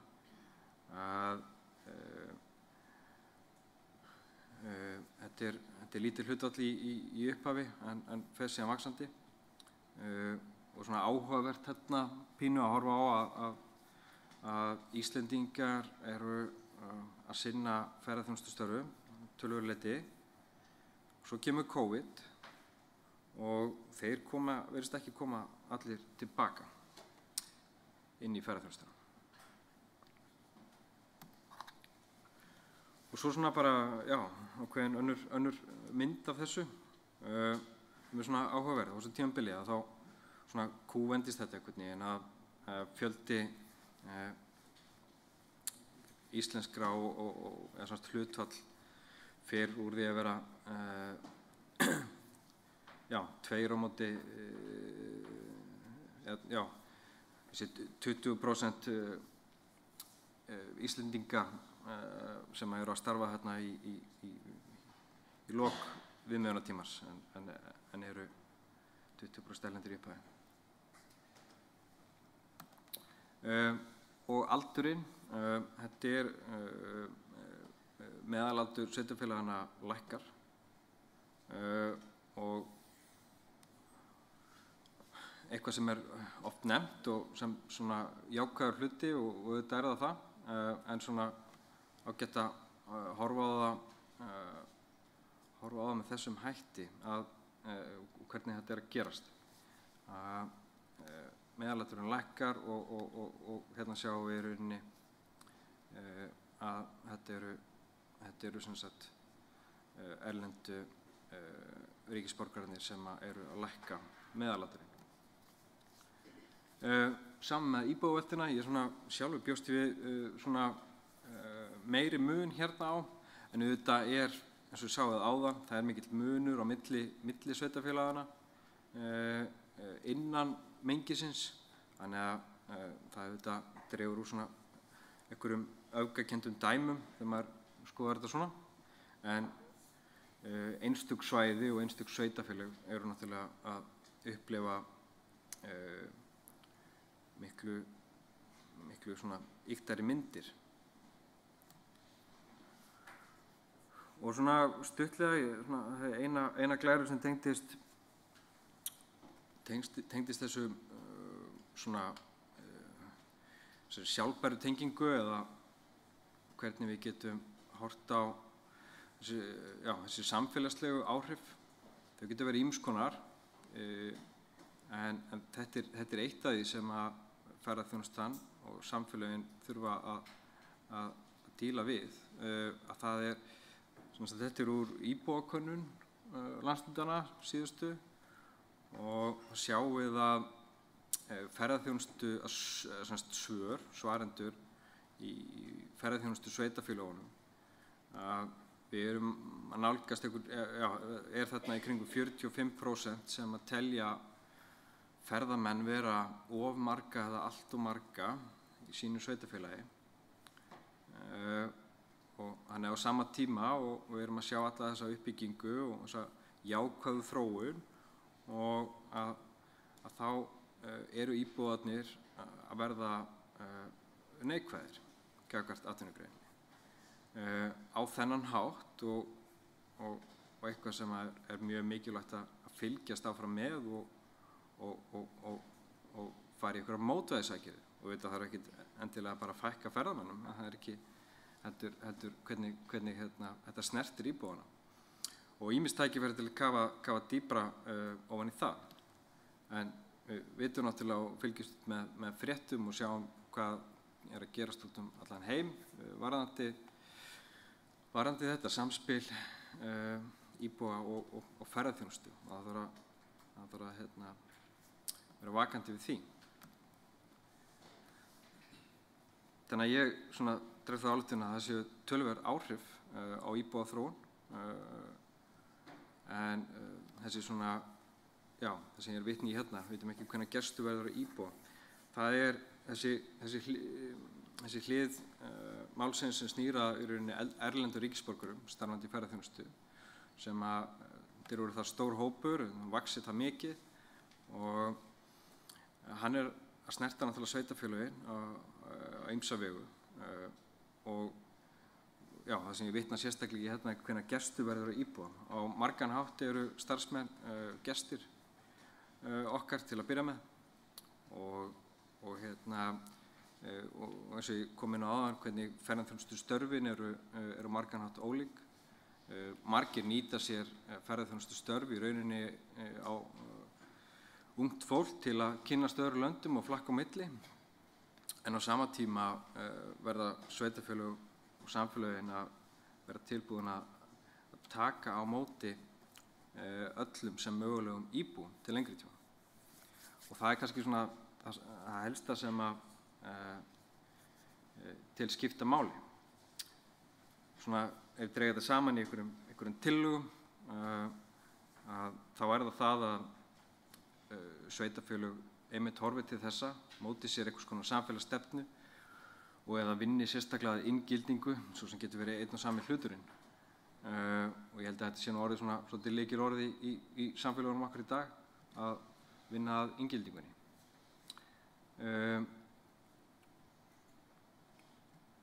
Og samanskapið þarf að tengja síðan þau verkefni við atvinnulífið. Ef við horfum til þess að þegar erlendir ríkisborgarar koma að og byrja ykkur vinnu, og ef þú ert eini útlendingurinn starfandi þar, þá miklu auðveldara fyrir samfélagið að vinna að því að þú einhvern veginn verið partur á hópnum. En í dag erum við að sjá að eins og í tengslu við ferðaþjónustuna oft á tíðum stóru vinnustæðir þar sem að nær allir eru erlendir ríkisborgarar jafnvel, og tækifærin verða þá minni til að tengjast. Þannig að þá þurfum við, samfélagið og atvinnulífið að leggja enn meira mörkum til að tryggja svo verði. Mikilvægt að fylgjast áfram með þróuninni og þá í rauninni búsetu viljanum, og það þetta, ég til tækifæri líka bara til rannsókna á þessu svið, að í rauninni að greina þennan hóp og átta okkur á því hverjir innan hópsins hafa áhuga á að setjast hérna að. Við vitum að margir eru að koma hérna í 6-18 mánuði, eitthvað slíkt, en við vitum að það eru ýmsar hindrarir, til dæmis íbúðamarkaðurinn, fleiri þættir, en ég tel að það sé mjög mikilvægt að vita innan þessa hóps hvaða hug fólk hefur til búsetu. Og síðan þetta með skilgreiningarnar sem eru svolítið á reiki, og mikilvægt að fá slíkt, og eftir að ég var búinn að skila ríkirni og birtist fyrst ein og svo önnur núna nýverið skýrsla frá Nordregio, þar sem eru sérstaklega að stúdera sjálfbæra ferðaþjónustu og gera þetta vel, gott yfirlit og þessar áskoranir sem tel mjög vert að fylgjast með stúdera. Þannig að ég bara hvet ykkur til að kynna ykkur það. Þau eru svo sem fjallar ekki mikið lýðfræðilegu þróunina, en kannski í staðinn að buðu mér að vera með á þessum í panel á þessari kynningu sem var í tengslu við seinni skýrsluna.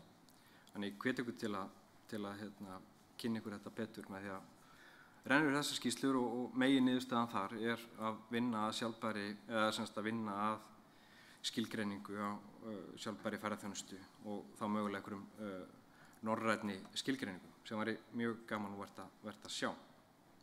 En annars ekki lengra frá mér. ef það eru einhverjar spurningar eða eitthvað þá megið þið hafa bara beint samband við mig. Takk fyrir.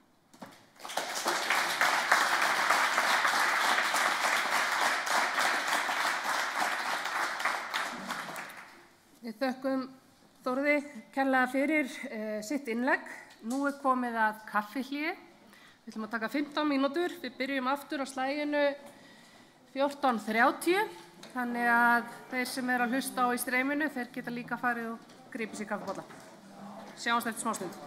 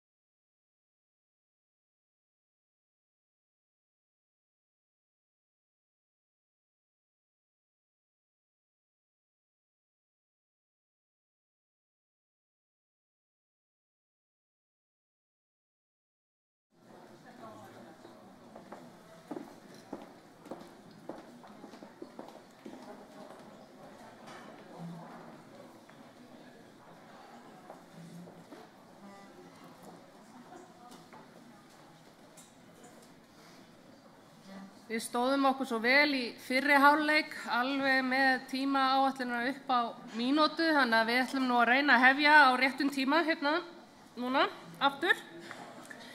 En næst á dagskrá kynning frá Styrkþega byggðarannsóknarsjóðs sem var verið að úthluta úr áðan.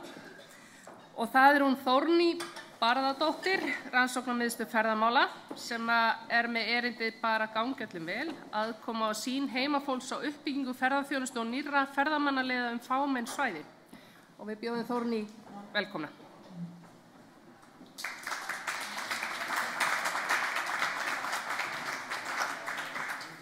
Já, takk fyrir þetta. Ég svo lágvaxin. Heyrist í mér? Já. Heyriði. Já, ég heiti Þórný og Barðadóttir og ég starfa sem sérfræðingur hjá rannsóknarmiðstöð ferðamála og ég ætla hérna rétt að hlaupa yfir nokkrar niðurstöðum rannsóknar á aðkomu og sýn heimafólks á uppbyggingu ferðaþjónustu og nýjum ferðamannaleiðum utan alfara leiða. Og þetta var rannsókn sem framkvæmdar síðastliðið sumar og haust af RMF, sem rannsóknarmiðstöð ferðamála, í samvinnu við svæðissamtökin SSNE og VAF með styrk úr byggðarannsóknarsjóði. Þið minnið mig á aftur, ég er svona pínu ofvirkni hérna. Býttu nú við, nú skulum við sjá, ekkert að gerast. Þegar ég að nota músina til að skipta. Mjög færir á svona standa. Já, það er aðalega bara að ég næði ekki að skipta glæru, sko. Svona. Þetta ekki betra. Já, ég reyni. Allavega, ferðamannaleiðin sem umræðir Norðurstrandarleið sem fylgir strandlengi Norðurlands frá Húnaflóa að Bakkafirði og hér voru rannsóknarsvæðin Melrakkaslétta og Vatnsnes en þessi svæði eins og sjá má eingöngu á sumarhluta Norðurstrandarleiðar meðan það varað við akstri að vetrum vegna extremely limited access, eins og segir. En það annað sem gerir þessi svæði í rauninni sambærilega hluta. Þau eru austast og vestast á leiðinni og þau bjóða bæði upp á hringleið norður fyrir nesin þar sem að hluta farið malarvegi, auk þess sem á rauninni báðum svæðum eru nokkuð sambærilegir helstu seglar. Það sem aðgreinir svæðin hins vegar það að það eru svona rúmlega helmingi fleiri íbúar í dreifbýli og þéttbýli á Vatnsnesi heldur en á Melrakkasléttu. Og teljarar við helstu áfangastaði sýna að fjöldi ferðamanna á Vatnsnesi líklega það bil fjórðungi fleiri heldur en á Melrakkasléttu, auk þess sem vegtengingar eru þannig að Vatnsnes stendur við þjóðvegi 1 en Melrakkaslétta tengist fyrst þjóðvegi 1 í nokkurri fjarlægð frá þjóðvegi stendur við þjóðvegi 85 í nokkurri fjarlægð frá þjóðvegi 1. Og þannig að það ýmislegt sambærilegt og annað sem aðgreinir svæðin.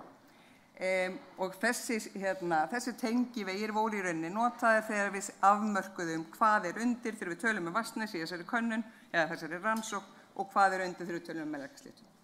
Þannig að þið sjáu það hér. Og meginþungi gagnaöflunar var könnun sem var opin. Við hefum aðeins komið til umræðu framkvæmd kannana. Þessi var algjörlega opin, útbúin í Microsoft Forms og var auglýst, það SSNE og VAF sáu aðalega auglýsingar á íbúagrúppum og samfélagsmiðlum og með öðru hnippi til íbúa en einnig til tengdra aðalega, þar að segja landeiganda og húseiganda á svæðunum. Og það í raun aðalega þessi niðurstöðu þessara könnunar sem ég ætla að fara yfir aðeins og eftir. En aðrir hlutar voru, það fórum við vettvangskönnun, vorum með könnuna viðtöl við íbúa á svæðunum eða við heimafólk á svæðunum og einnig umræður sem fóru fram í kjölfar kynninga á heimasvæðum á frumniðurstöðum sem voru núna í febrúar á þessu ári. Og könnunin stóð opin, hún var opnuð 15. júní fyrra og stóð opin í 4 mánuði eða til 15. október. Og þegar henni var lokað þá höfðu borist 217 svör. Og af þeim unnum við áfram, við tókum 11 svör út, annars vegar vegna þess að það var frá íbúðum sem voru sunnan þessara svæða sem við skilgreindum og hins vegar vegna þess að við buðum upp og við vildum ná til þessara tengdu aðila líka, það er að segja landeiganda og húseiganda sem eiga hagsmuni að geta á svæðinu. Báðum fólk að skrá annað póstnúmer og það voru 2 svör þar sem að væri raun ekkert að sjá á þeim opnu svörum hvernig tenging, hvort það væri raunveruleg tenging eða ei. Þannig að þau svöri voru tekin út. En allavega 206 svör unnum við með og það er auðvitað kannski ekki nóg til ályktunar tölfræði en það er enga síður gaman að skoða bara svona lýsandi tölfræði á því hvernig þau svör skiptast og þið sjáu hérna uppi þetta eru sem sagt í rauninni 80 svör á Vatnsnesi, 100 svör frá Melrakkasléttu og svo eru 26 svör landeiganda, húseiganda og annara tengdra aðila sem að við var svona dálítið yfirlega við enduðum með því að kalla það hluta búseta plus þann flokk en ég á örugglega eftir að segja tengdir aðilar í kynningunni. En þá að niðurstöðunum og bara örstutt, við sjáum heildarniðurstöður eru sýndar á kökuritum, bara hvernig svarflokkarnir skiptast. Svo eru hérna súlur, þar erum við með Melrakkasléttur blá, Vatnsnes græn, tengdir aðilar brúnir og nærbuxna bleika súlan hérna fyrst, hún er í raun bara til viðmiðunar heildarsvörinni. Make sense? Yes, þetta steinleikur. Allavega, við sjáum að við skellum okkur bara beint í ferðamannaleiðina. Þekkir þú til Norðurstrandaleiðar? Já, spurninguna má alltaf sjá á yfirskriftmyndana. Það er bara spurningin sem var í könnun. Þekkir þú til Norðurstrandaleiðar? Og það er 8 af hverjum 10 meðal tengdra aðila, 9 af hverjum 10 meðal heilsúsíbúa sem þekkja til Norðurstrandaleiðar. Þannig að hún er vel þekkt inn á þessum heimasvæðum. Leiðin opnaði formlega árið 2019 og þó hún sé í raun enn í ákveðinu uppbyggingu að þá var hún opnuð 2019 þannig að það er nokkuð liðið síðan undirbúningurinn fór fram. Þið vitið, hvenær var verið að vinna af við að skilgreina hana og svo framvegis. En enga síður 70% segjast muna eftir undirbúningsferlinu og kannast við það ferli. En þegar kemur að aðkomu heimafólks, hvernig tóku þátt í því, að þá spurðum við, sástu auglýsta undirbúningsfundi í aðdragandanum og þar er svona, já, það eru svona þriðjungur sem man eftir því að taka eftir að negir hérna yfirleitt til vinstri. Þriðjungur, en það voru einungis 5% sem sögðust hafa tekið þátt, setið þessa undirbúningsfundi, samt sem áður. Þannig að það var ekki kannski mikil þáttaka í þeim sem slík. Svo er tilkoma Norðurstrandaleiðar hafa haft áhrif á svæðinu og þá er almenn jákvæðni, það er 40% segja að já og það hefur verið jákvæð áhrif af leiðinni. Önnur 40% eru óviss en það eru hins vegar mjög fáir sem að telja áhrifin hafa verið neikvæð.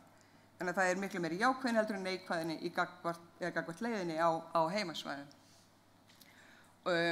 Og svo hér telur Norðurstrandarleið geti nýst á svæðinu að þá er mikill afgerandi meirihluti sem telur svo vera og aftur eru ekki mjög margir neikvæðir gagnvart þeim möguleika.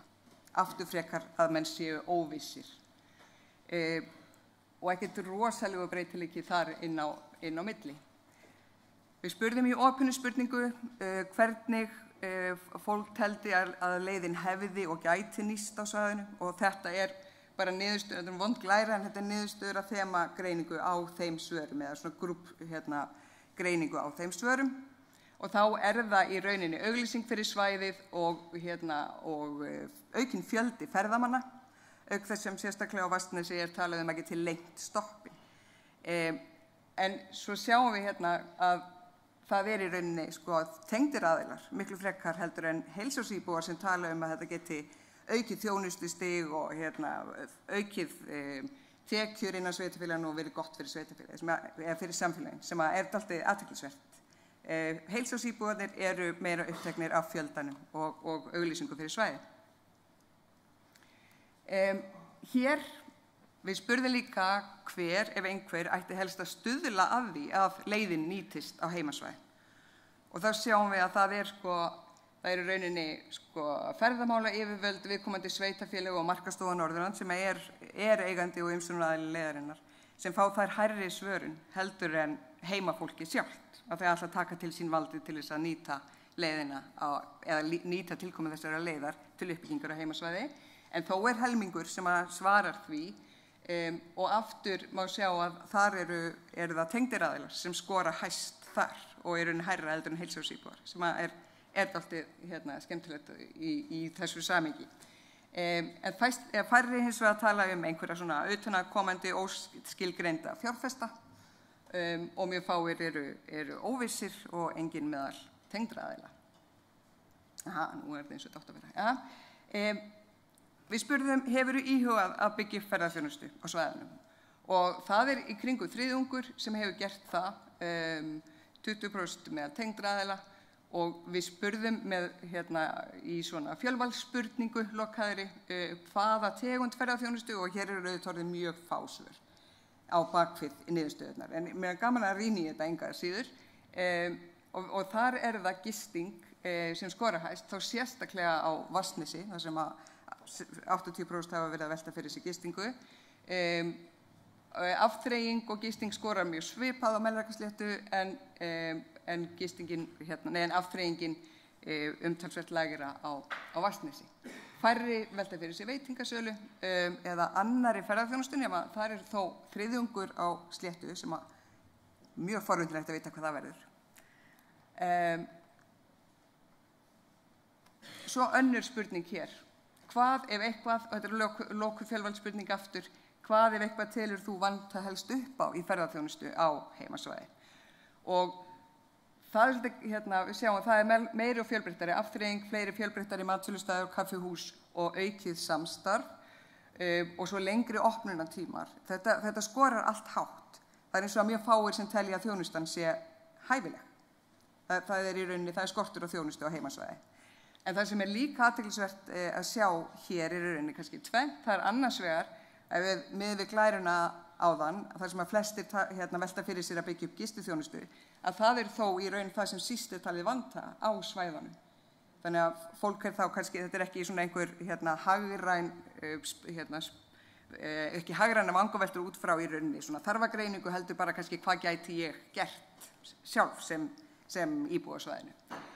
Og hins vegar er hvernig svör landeiganda eru, eða landhúseiganda og annar tengda eru í raun öðruvísi heldur en heimavanna. Þannig að sem að svona velti fyrir sér hversu mikið þeir eru þá kannski að nota þjónustu inn á svæðan. Hvort að hún er að öllu leyti frábrugðin heilsársíbúa.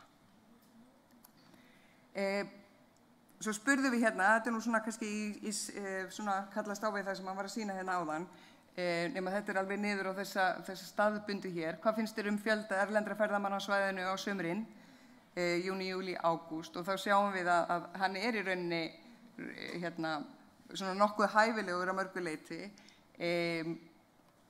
eða of fáir og það kemur fram alveg augljós munur. Eins og ég sagði áðan, þá eru líklega ferfalt fleiri ferðamenn á Vatnsnesi heldur en á Melrakkasléttu, þó hvort þessara svæða séu kannski þau sem fyrst koma upp í hugan þegar talað er fjölgun ferðamanna á Íslandi. En áhrifin af því virðast vera augljós hér strax, en hins vegar,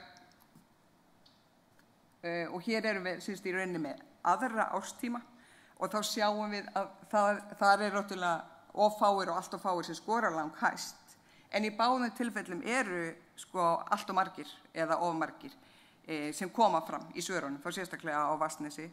En í aðrir hlutar rannsóknarinnar, könnunarviðtölin og opnu svörin og það sýna fram á að það er í rauninni út af innviðum á heimasvæði. Það er ekki út af ágangi eða það að í rauninni ferðamannsíorðin og margir heldur að það er í rauninni vegakerfi sem ræður ekki við fleiri ferðamenn, sérstaklega veginir. Þannig að þetta hangir allt saman, skiljiði mig. Og það kemur svo augljóslega fram hér. Lokaspurning, opin lokaspurning, þemagreining á niðurstöðum hennar. En það sem við sjáum líka er að það er þessi blæbrigðamunur. Innviðir eru auðvitað gríðarlega vítt hugtak, en sko á Vatnsnesi það verða að byggja upp veginn, það verða að malbika, vegurinn sé ónothæfur eins og hann er. Á meðan á Melrakkasléttu var alveg talað að í rauninni væri vegtengingar inn á svæðið orðnar mjög góðar og það væri kannski frekar almenningssamgöngur sem vantaði, en í samhengi þess að það er að byggja upp ferðaþjónustu á svæðunum og nýta hringtenginguna sem er fyrir Melrakkasléttu, að þá þurfa að sinna viðhaldi. Það þurfa að hefla veginn og það þurfa að bera ofan í. Það var ekkert talað malbikun þar. Þannig að það er ákveðin blæbrigðamunur sem kemur fram út frá þörfum og út frá umferð og út frá fjölda ferðamanna. Hins vegar, ég kannski gleymdi að nefna það áðan, þegar í spurningu hvernig Norðurstrandarleiðin geti nýst á heimasvæði, að þar töluðu tengdir aðilar, landeigendur og húseigendur mikið innviðauppbyggingu og að Norðurstrandarleið geti orðið til þess að laga vegi og laga innviði á heimasvæðum, á meðan áhersla heilsársíbúa þar var í rauninni öll á fjölgun og auglýsingu eða lengra stopp. Hérna eru hins vegar land- og húseigendur hættir að tala það. Þeir töluðu það áðan. Hér það samráð að þeir fái að hafa eitthvað það að segja hvernig ferðaþjónusta byggist upp á svæðunum, hvernig ákvarðanir eru teknar og það áhersla sem að heilsársíbúarnir, það kom hvergi fram í neinum svörum frá heilsársíbúum að þeir vildu hafa, þeir telja sig líklega að geta það, eða það allavega ekki þeirra áhersla, líkt og frá tengdum aðilum, sem dálítið forvitnilegt í þessu samhengi. Og ef við tökum bara Norðurstrandarleið, þá var í rauninni eitt atriði sem að menn settu út á, ítrekkað í öllum hlutum könnunarinnar, og það voru skiltin. Þau væru bara algjörlega óskiljanleg, voru allt og mörg, segðu ekki neitt, pínu lítil og væru vonlaus. Og það má kannski segja, þau voru kannski til þess gerð að vekja forvitni og umtal. En svona í heildina má velta fyrir sig hvort það sé ekki bara mjög ásættanlega niðurstaða svona ferðamannavöru ef að menn finna ekki annað og verra til þess að setja út á. En þannig að næst bara að þetta auðvitað bara hljóp yfir það helsta úr könnunarhlutunum. Niðurstöðuskýrslan á vef RMF eins og allar aðrar útgáfur okkar og eins á vef Byggðastofnunar gerir ég ráð fyrir. Já, þannig að þá voru það bara takk fyrir mig.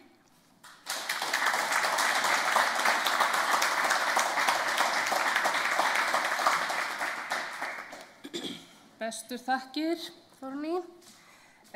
Næst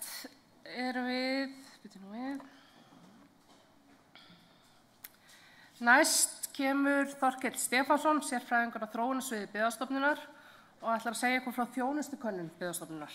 Gjörðu svo vel, Þorkell.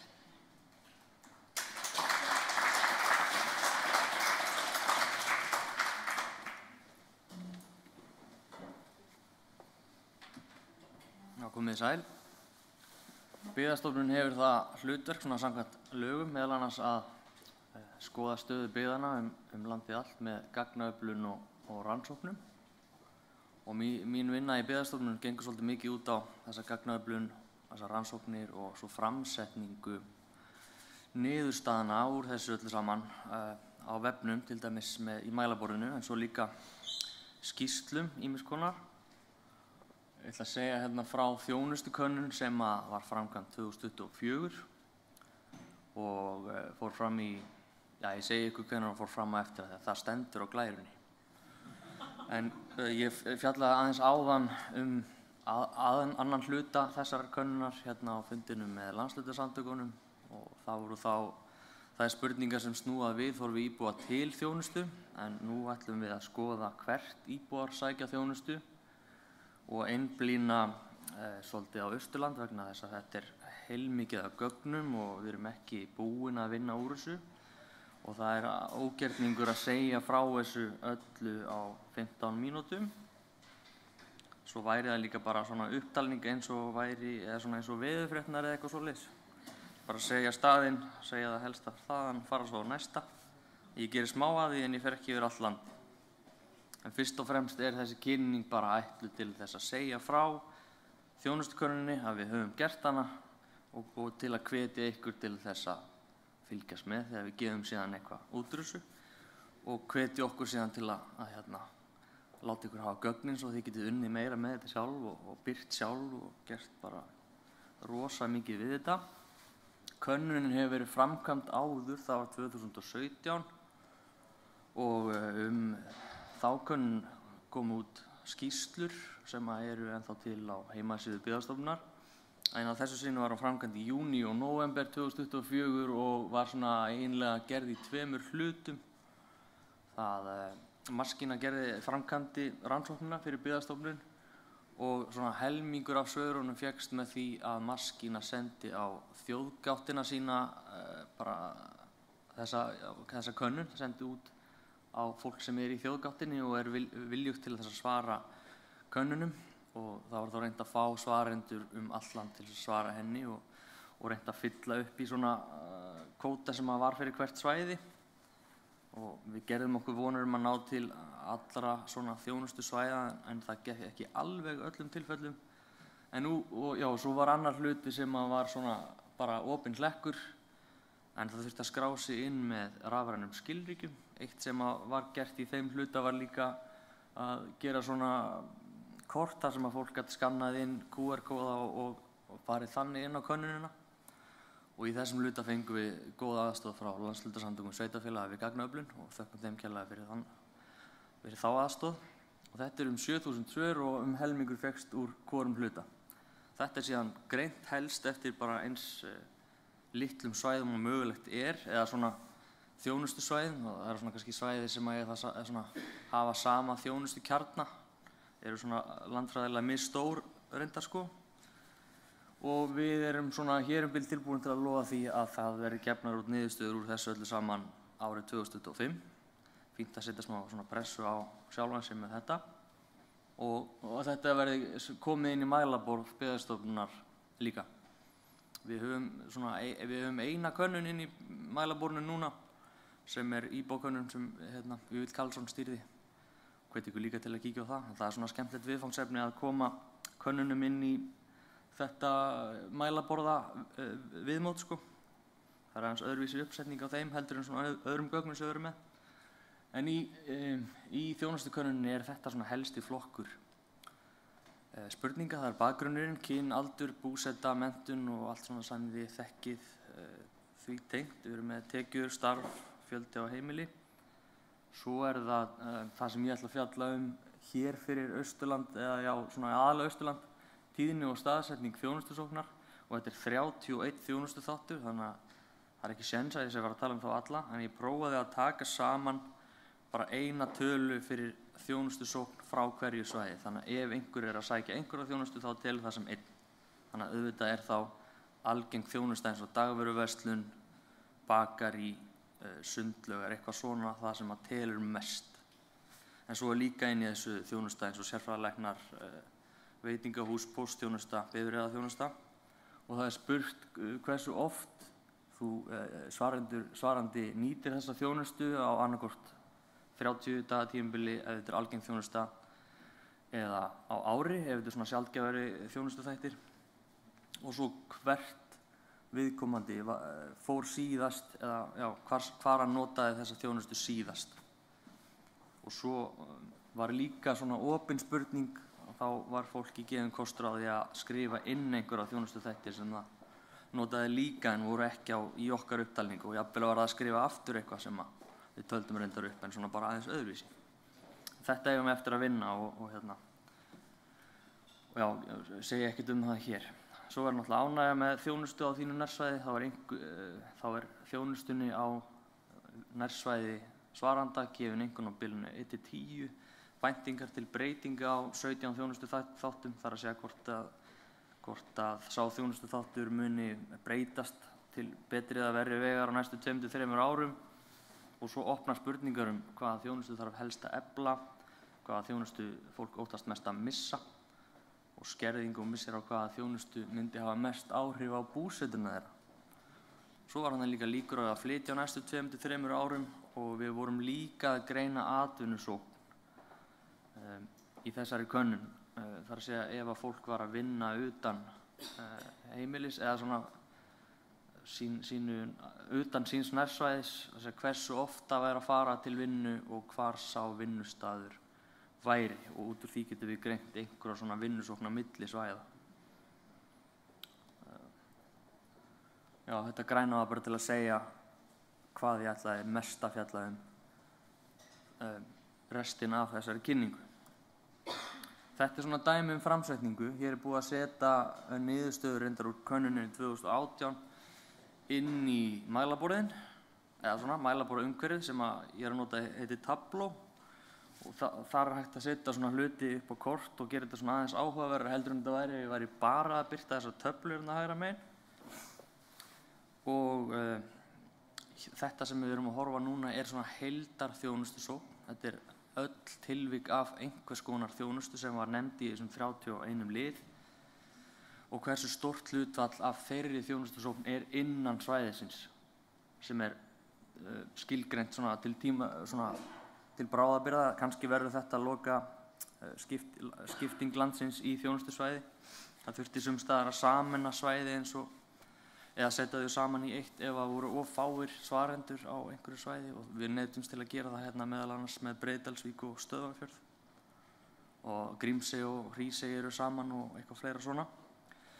En það sem hægt að gera, og það sem þessi könnun öflug í, að meðal annars að hægt að bera hana saman við gögnin sem komu 2000, og ég held þetta reyndar að vera 2017, en já, einhver tíman fyrir nokkrum árum síðan. Og sama mynd 2024 lítur þá svona út. Ég veit ekki hvort þið sáu breytinguna á litunum. Þetta sami kvarði, og ég hérna að fara fram og tilbaka, og það eru einhver svæði hér sem að liturinn lýsist eða breytist í gulan úr grænum, og þá þjónustusókn innan svæðisins að dragast saman á tímabilinu. Þetta eitt af því sem það gætu séð í skýrslu og mælaborði sem kom út einhver tíma núna 2005. Á Austurlandi, ef við svona þrengjum þetta aðeins niður vegna þetta svo mörg svæði og það engin leið að ná utan þetta.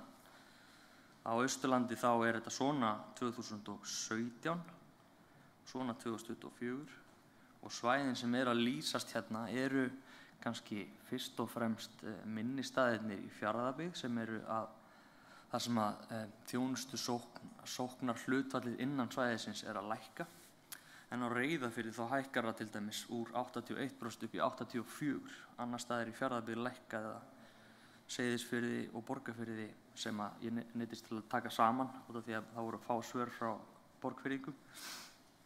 Þar lækkar þjónustusóknarhlutfallið úr 72% innan svæðis niður í 62%.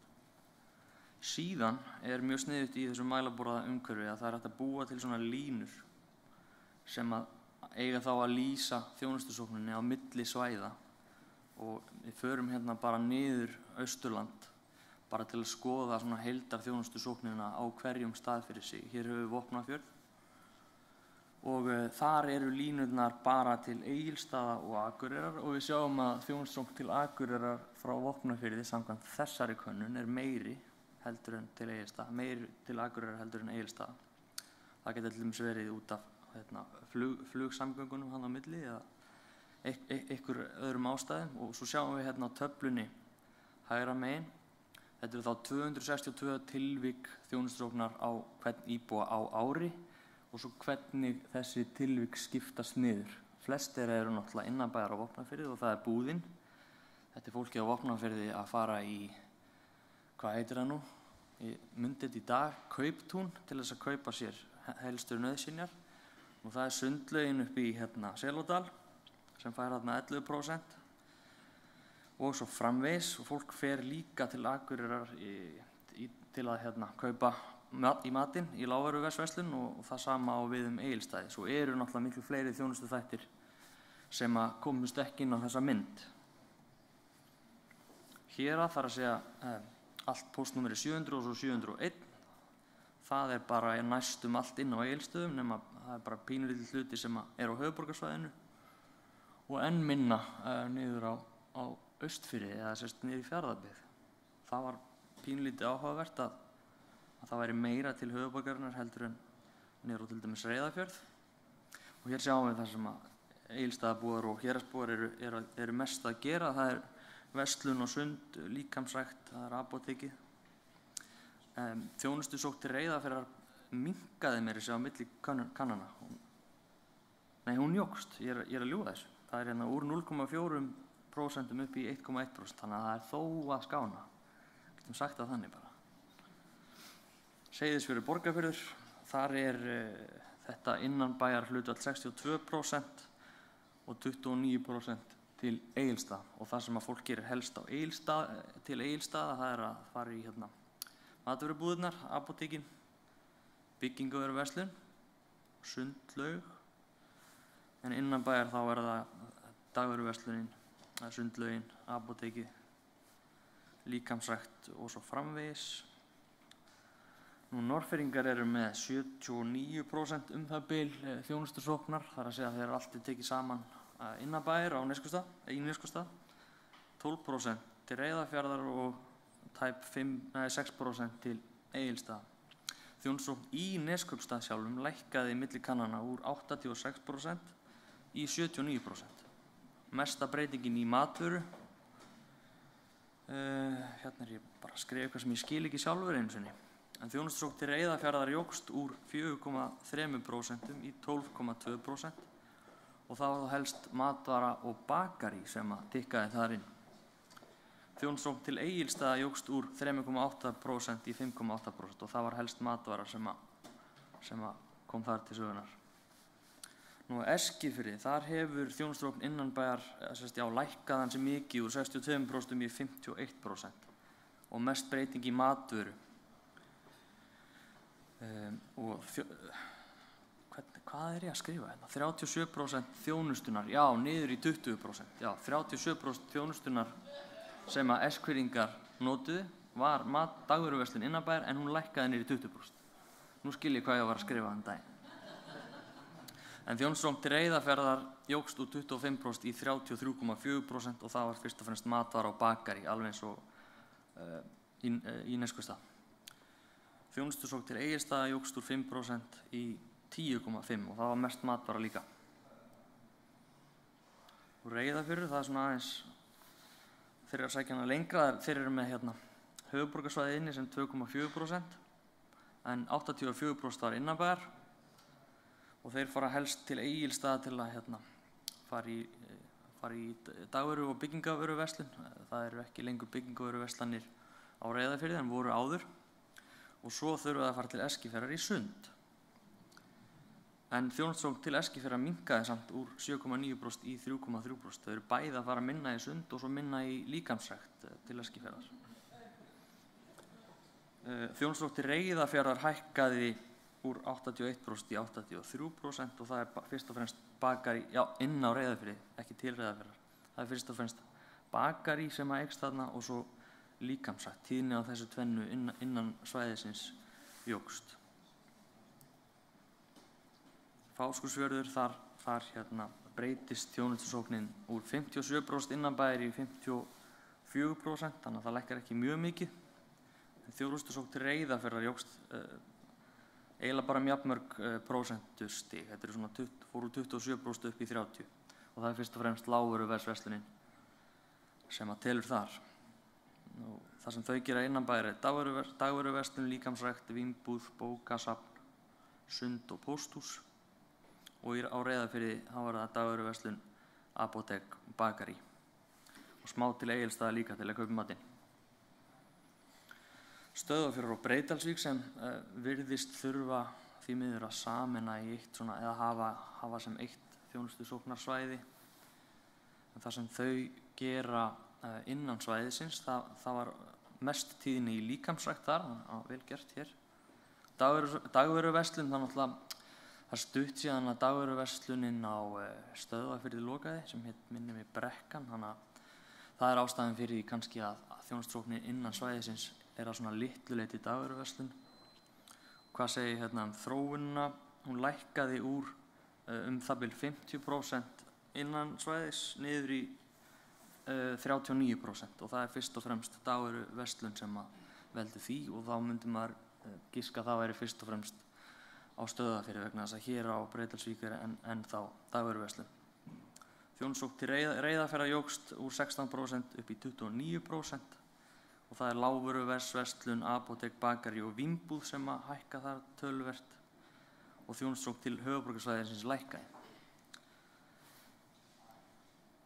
Á ein svona upptalninga veðurfrétta glæraði viðbót, það hérna Djúpavogi, þar þjónusókn innanbæjar 79%, til Egilsstaða 14% og það lækkaði úr 81% niður í 79% sem ekki mikið lækkun svona með við aðra staði fyrir austan. Þjónusókn til Egilsstaða jókst úr 9% upp í 14% og það var lágvöruverslun fyrst og fremst sem að stuðlaði þeirri aukningu. Þjónusókn til Reyðarfjarðar lækkaði úr 3% niður í 1,1%. En þetta bara svona dæmi hvað hægt að nota þessi gögn í til að það miklu fleiri spurningar heldur en þessar staðsetningar og það það líka viðhorf til þjónustu og ýmislegt fleira sem þarna inni og við bara gerum okkar besta til að birta þessar niðurstöður sem allra fyrst og hvet ykkur til að vera viðbúin þessum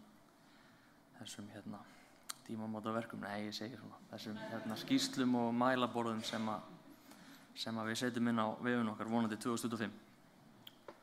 Þakka fyrir áheyrnina bara.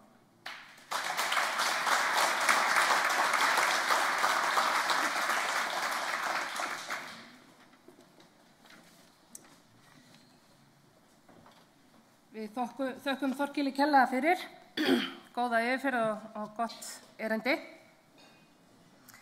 Ég held að sé alveg einsýnt eftir þetta að bakarí verður efst á verkefnalista allra byggðaþróunar aðila, en alveg augljóst að bakaríið okkar á Reyðarfirði trekkir að víða Austurlandi.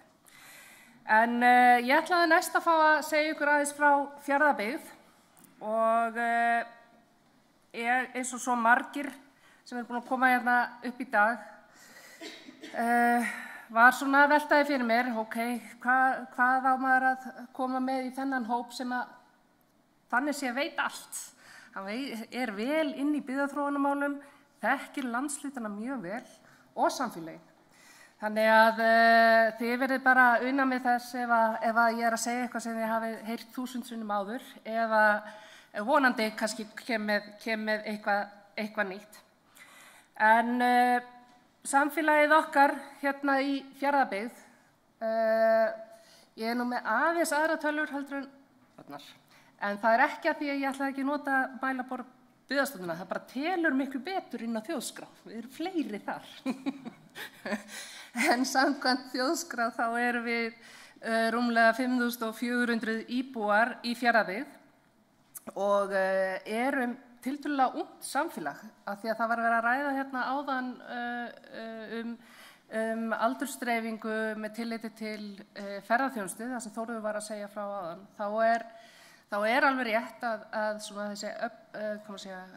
þessi stærstu ferðaþjónustu samfélög, þau eru mörg hver ung, en Fjarðabyggð tiltölulega ung að meðaltali, miðað við landsbyggðirnar almennt. Þannig að við erum yngsta samfélagið á Austurlandi og lifum jafnframt lengst, sem nú held ég bara harla góð blanda og góð sviti. Samkvæmt mælaborði Byggðastofnunar þá höfum við laðað til okkar fólk frá 45 þjóðlöndum sem búa og starfa með okkur í Fjarðabyggð að því að þjónusta samborgarana og skapa verðmæti sem að við vinnum mikið til útflutnings. Hagkerfið okkar í Fjarðabyggð fjölþætt. Það má eiginlega segja að grunnhagkerfið sem við vorum með byggði, þannig byggjast samfélaginu byggjast upp á grundvelli sjávarútvegs. Álframleiðslan kemur svo þar í framhaldinu, hérna í kringum 2007-2008 og má eiginlega segja að þar hafi komið önnur stoð undir samfélagið okkar hérna á svæðinu. Fiskeldi að koma inn 2017-18 og með þessum 3 greinum koma miklir flutningar. Þannig verður Mjóarhöfn hjá okkur á Reyðarfirði ein stærsta útflutningshöfn á landinu. Í kringum þessar, má eiginlega segja þessa hornsteina 4 sem við erum með í dag, að byggjast upp aðra greinar, iðnaðurinn, ýmiss konar þjónustaiðnaður sem bæði að þjónusta inn í sjávarútveginn og inn í fiskeldið álið og inniflutningana, smiðjur, vélsmiðjur og annað slíkt, viðgerðarfyrirtæki og slíkt í iðnaði, hefur búið við yfir töluvert mikilli fjölbreytni af ekki stærra samfélagi í þeim málum. Listir og, ég ætla að taka það eftir, en landbúnaðurinn, við erum með landbúnað í á öllum okkar svæðum og má eiginlega segja að þar sé svona verða komið á það tímabil að það eins og Arna kom inn á áðan að kynslóðaskipta tækifæri þar víða og verður bara áhugavert að sjá hvernig það þróast á næstu árum. Það eru metnaðarfullir bændur hjá okkur víða í samfélaginu sem eru að framleiða afurðir hér á svæðinu. Ég hafði þjónustu með sem einn lið og eiginlega felldi undir þar ferðaþjónustu því að ég lít svo á að ferðaþjónusta ekki síður þjónusta við uppbygging hennar þegar við erum að þjónusta gesti, ekki síður að þjónusta heimamannin og ég sé hérna Maríu Hjálmarsdóttur hérna aftarlega í salnum sem eskfirðingur meiri sem fór í mikla vinnu með okkur hérna á svæðinu á sínum tíma í að við horfum á gestina sem bara tímabundna heimamenn. Þeir eru að hjálpa okkur að búa til fjölda neytenda í þjónustuumhverfið okkar á svæðinu og þannig byggja upp þjónustu sem að heimamaðurinn vill fá líka. Og það kannski sést svolítið í öllum þessum könnunum sem við erum búin að vera að fjalla hérna í dag, hvað það mikilvægur og stór hluti af því sem að ferðaþjónustan að koma með inn í þróun landsbyggðanna. Við búum svo vel að við erum með mjög stór sjávarútvegsfyrirtæki, 3 stór sjávarútvegsfyrirtæki í Fjarðabyggð og náttúrulega álverið hérna á Reyðarfirði, Kaldvík í fiskeldinu og nokkur flutningafyrirtæki sem eru að starfa með okkur. Og eitt af því sem að fólki finnst kannski áhugavert að svona hugsa að við erum með 3 kauphallafyrirtæki í sveitarfélaginu. Alcoa, Síldarvinnslan og Kaldvík eru öll skráð í kauphall. Fyrir 5.500 manna samfélag þá það ansi vel gert og þar af eitt í kauphallinni í Bandaríkjunum. Þannig að við erum með öflugt atvinnulíf og erum sem hluti af heild hér á Austurlandi með gríðarlega öfluga innlögn eða öfluga innkomi inn í það hvernig bara velferð getur staðið undir hér á landi. Og Austurbrú í samstarfi við Analytica á vettvangi Austurbrúar á SSA vann fyrir 2 árum síðan greiningu efnahagsumsvif Austurlands og þar kom fram að við erum rétt tæplega 3% landsmanna en við framleiðum svona cirka bát 10-falt á við það sem að gert annars staðar á landinu. Þannig að við erum sannarlega iðin við kolan.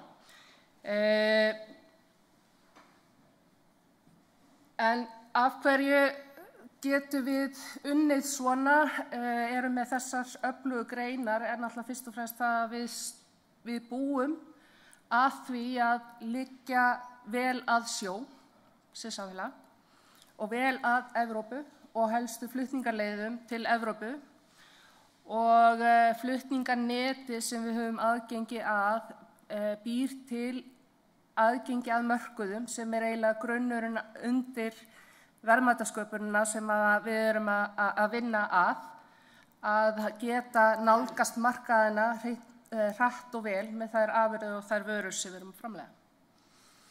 Og flutninganeti alltaf að styrkjast og reglulega eru aðilar sem sýna okkar svæði sérstaklega áhuga einmitt út af því hvað grunnurinn orðinn sterkur.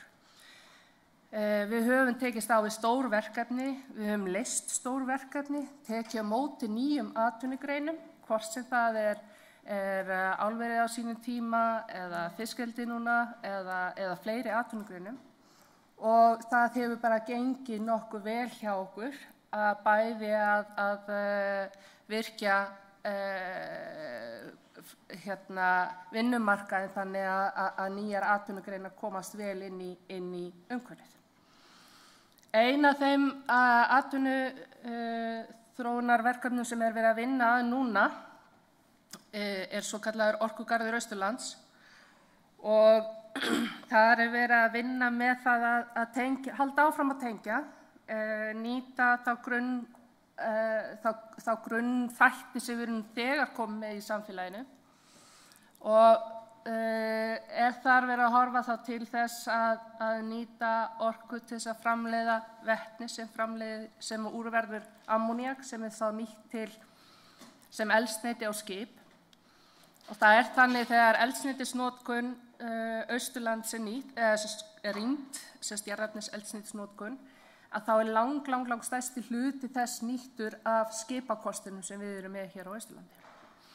Það að segja öll meira að minna flutningastarfsemi sem fer til Evrópu á einhverja viðkomu hérna hjá okkur og eins stór hluti af okkar fiskiskipaflota sem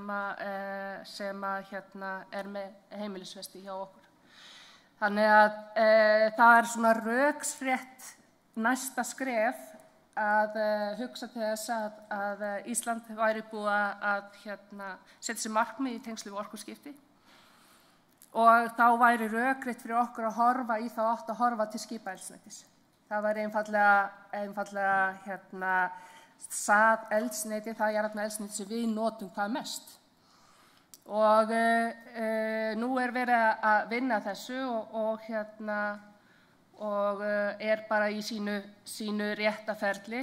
Af þessari framleiðslu kæmu aukaafurðir, það núna búið að vera aðal áherslan að menn hugsi strax frá upphafi það hvernig menn skapa hringrás og hvernig menn nýta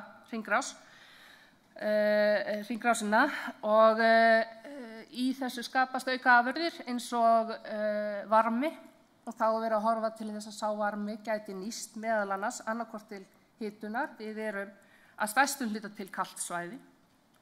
Þannig að ef það hugsað fyrir því strax í upphafi við hönnun þessara verksmiðja að þá væri hægt að fanga þann varma og mögulega nýta í hitaveitu. Það væri líka tækifæri til að nýta varman meðal annars í framleiðslu seiða inn í fiskeldi og það líka súrefni líka sem kemur frá þessu framleiðsluferli þannig að það verður líka hægt að nýta það. Þannig erum við að reyna að hugsa hvað getur svona verkefni stutt við þær greinar sem við erum þegar með, hvað höfum við þegar sem bakbein í okkar samfélagi. En Fjarðabyggð vel í sveit sett. Við erum 4 sveitarfélögin hér á Austurlandi og vinnum vel saman sem ein heild. Fyrir 3 árum síðan þá var búið til svæðisskipulag fyrir landshlutann og það svona sett ákveðins framtíðarsýn til ársins 2044, hvernig við sjáum samfélagið fyrir okkur og meðal annars í þessari framtíðarsýn því áhersla mín á atvinnulífi í þessu innleggi að þessi kjölfestu atvinnugreinar okkar vaxi og dafni en samhliða við séum að byggja upp aðra greinar og breikka grunninn. Og þetta hefur verið stefið alveg frá því að menn byrjuðu hérna að kalla eftir uppbyggingu álvers á Reyðarfirði. Það var að breikka grunninn, fjölga þeim atvinnufyrirtækjum sem gætu verið burðarásar í þróun samfélags til lengri tíma hjá okkur. En á sama tíma þá hefur líka eins og til dæmis hjá Fjarðabyggð verið mikil áhersla lögð á það og ég kom inn á það þarna í fyrstu glærunni að hlutin eins og menning og listir og svona það sem býr til samfélag, það sem tengir sama fólk, að við séum að hugsa meðvitað það hvernig við eflum það og styrkjum. Og ég get ekki nokkuð dæmi í starfsemi Fjarðabyggðar sem sérstaklega hefur verið horft til þeirra þátta eins og til dæmis varðandi skapandi sumarstörf, sumarsmiðjur fyrir börn, varðandi útilistarverk og fleira sem að menn hafa safnastarf og annars slíkt sem menn hafa sérstaklega verið að vinna með hér á svæðinu. En náttúran náttúrulega við þröskuldinn hjá okkur og hluta því sem að við sækjumst í sem búum hérna náttúran. Við búum hérna af því að við þurfum bara að stíga út til þess að vera komin í stórkostlega náttúru og þeir sem voru hérna páskana og upplöfuðu Oddsskarð á skíðum í glampandi sól, þeir vita að hérna hvergi betra að vera þegar er gott veður. Við erum markvisst að vinna að fjölbreyttara atvinnulífi og það lykillinn að mínu mati til byggðaþróun til lengri tíma hafa fjölbreytt atvinnulíf, horfa á það hvernig stígum við næsta skref, hvernig höldum við áfram, hvað kemur svo. Af því að þetta aldrei þannig að menn geti bara sest aftur og sagt bara jæja, nú erum við bara góð sko. Við erum alltaf að halda áfram af því að það kom alltaf nýjar kynslóðir með nýjar væntingar, með nýjar hugmyndir og við þurfum að vera tilbúin til að taka á móti þeim. Fjölskylduvænt samfélag. Fjarðabyggð hefur lagt áherslu á það til margra ára. Það mjög langt síðan að hér var farið að taka börnin á leikskóla ársgömul. Hér mikið tónlistarlíf, tónlistarskólar reknir víða og mikið íþrótt- og tónlistarstarf og við stöndum vörðum meðal annars Íslandsglímuna hér á Reyðarfirði, þannig að við höldum líka fast í okkar hefðir. Og svo það þá fjölbreytt þjónusta og uppbygging og það kannski ferðaþjónusta sem hefur komið með hvað mest af nýjum áfangastöðum núna undanfarin ár og ánægilegt að núna nýverið fengum við úthlutað úr framkvæmdasjóði ferðamannastaða til þess að halda áfram með 3 áfangastaði hér innan Fjarðabyggðar og en víða höfum við verið að byggja upp undanfarin ár í þeim efnum. Þannig að ég myndi segja að það bara áframhaldandi austlæg átt framundan í umhverfinu og Austurland svo sannarlega og Fjarðabyggð munum standa okkar plikt í þeim efnum. Þannig að ég ætla ekki að hafa þetta lengra, en næst ætlar hann Andri Þór Árnason og Helga Harðardóttir, sérfræðingar hjá Byggðastofnun, að fara yfir, það ekki? Jú. Helga ekki mjög veik. Ég verður bara einn. Þú verður bara einn, að þú ætlar að veita viðurkenningu landsdóms, það ekki? Já.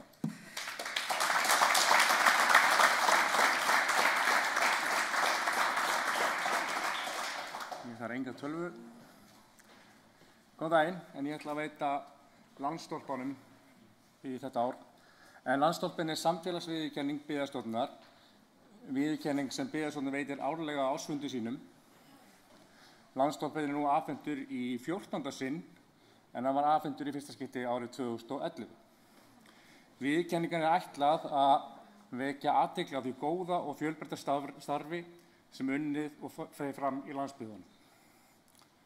Við val á Landsstólpa ár hvert leitast eftir því að viðkomandi hafi gefið jákvæða mynd af landsbyggðunum, auki virkni íbúa og jafnvel fengið á til beinna þátttöku í tilteknum verkefnum og auki samstöðu og jákvæði íbúa. Viðurkenningin í ár trélistaverk Lágmynd úr tré eftir myndlistarkona Aðalheiði Eysteinsdóttur, en hún veitir einmitt Alþýðuhúsinu á Siglufirði forstöðu og listrænt stjórnandi þar. En þess má geta að Alþýðuhúsið á Siglufirði hlaut Eyrarósina árið 2023, en það viðurkenning sem veitt fyrir framúrskarandi menningarverkefni utan höfuðborgarsvæðisins. Auk listaverksins lýtur Landsstólpinn 1 milljón krónur í peningaverðlaun. Í ár bárust 35 tilnefningar í 25 verkefni eða aðilar og því var ljóst að mörg í þeirra hópi sem hlutu tilnefningu hefðu sómað sér vel sem Landsdópinn árið 2025. Dómnefndinni var því vandi á höndum að velja Landsdópinn 2025 en niðurstaða dómnefndar að þessu sinni var að veita Kára Viðarssyni frystiklegan rifi Landsdópinn árið 2025.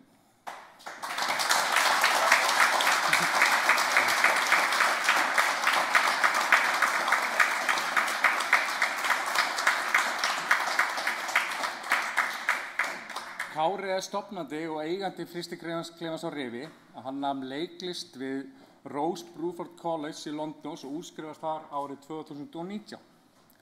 Hann hefur unnið sjálfstætt starfandi leikari, höfundur, framleiðandi með fjölda leiksýninga í frystiklefanum í samstarfi við önnur leikhús og leikhópa.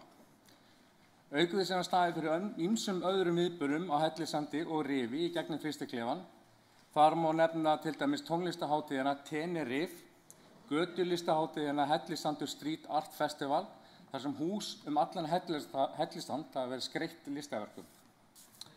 Fá menningarverkefni í landsbyggðunum hafa haft eins mikil samfélagsáhrif á frystiklefanum rifi.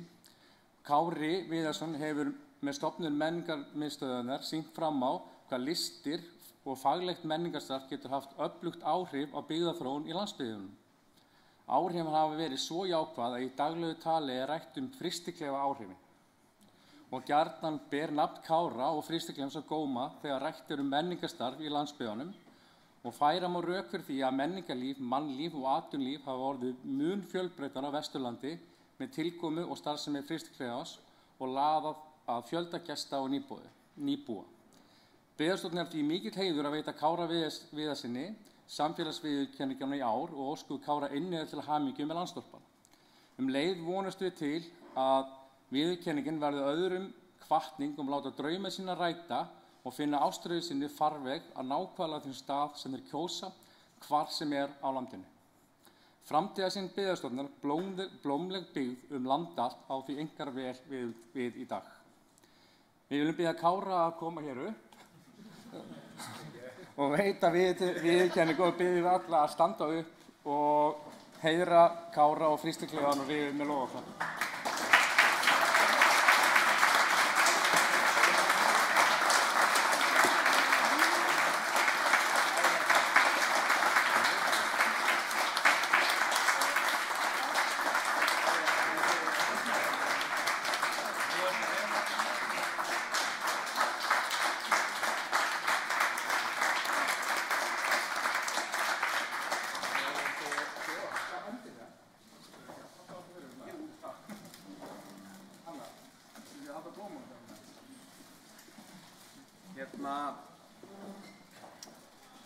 Kærar þakkir, þetta rosalega mikill heiður fyrir mig, ég bara mjög djúpt snortinn.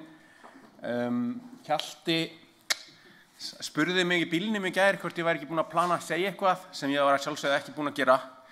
Ég vissi ekki hvort ég ætti að segja eitthvað eða ekki, en mér langaði samt að segja örfá orð í þessu mómenti vegna þess að þegar maður fær einhverja svona viðurkenningu þá fær maður á sig rosalega mikið svona, þú veist, það myndavélar og alls konar sviðsljós á manni, en mér langar svolítið að svona koma inn á einn hlut, sko sonur minn núna 5 ára gamall, alveg gríðarlega sterkur þessa dagana, alveg bara alltaf að lyfta einhverju og rústa mér í sjómann bara á hverjum degi og ógeðslega sterkur og hann kemur alltaf núna á hverjum einasta degi til mín og segir mér hverjum að lyfta sko í leikskólanum. Hverju hann lyfti og stundum lyftir hann í með sko Einar í hendi og ég fór að hugsa ógeðslega mikið hann Einar hönd svona, þessi gæi sem alltaf að taka ógeðslega mikið kredit sko og mér langaði bara að segja í þessu samhengi varðandi allt sem ég hef gert og staðið fyrir að ég hef ekki gert neitt að því með Einar í hendi sko eða annar í hendi. Þú veist, þetta alltaf hugmynd, margar hverjar hafa fæðst í þessum haus, en ég bý mjög vel fyrir vestan að fólki sem jákvætt og vill vera með og gríðarlega margar hendur sem hafa komið að eiginlega bara öllu því sem hefur dottið í hug að gera alveg frá upphafi.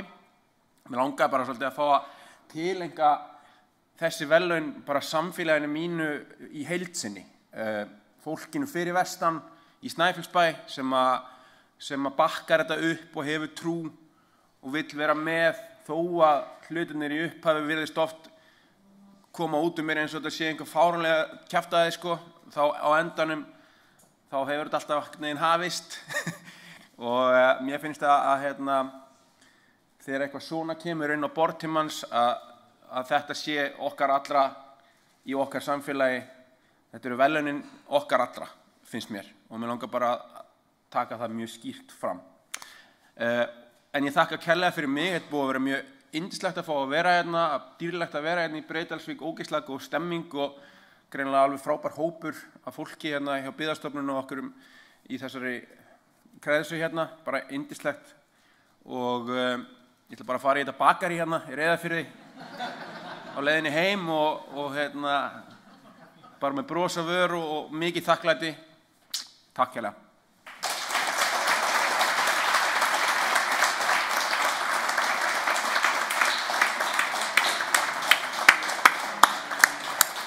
Yndislegt til hamingju með þetta og þá nú formlegri dagskrá að ljúka og ætla ég bara að fá að þakka fyrir mig varðandi fundarstjórn áður en ég gef Arnari Má Elíassyni, forstjóra Byggðastofnunar, loka orðið.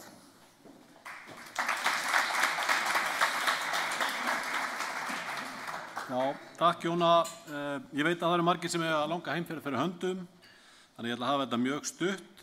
Ég vil nota tækifærið til að þakka öllum fundargestum fyrir komuna og þátttökuna á fundinum.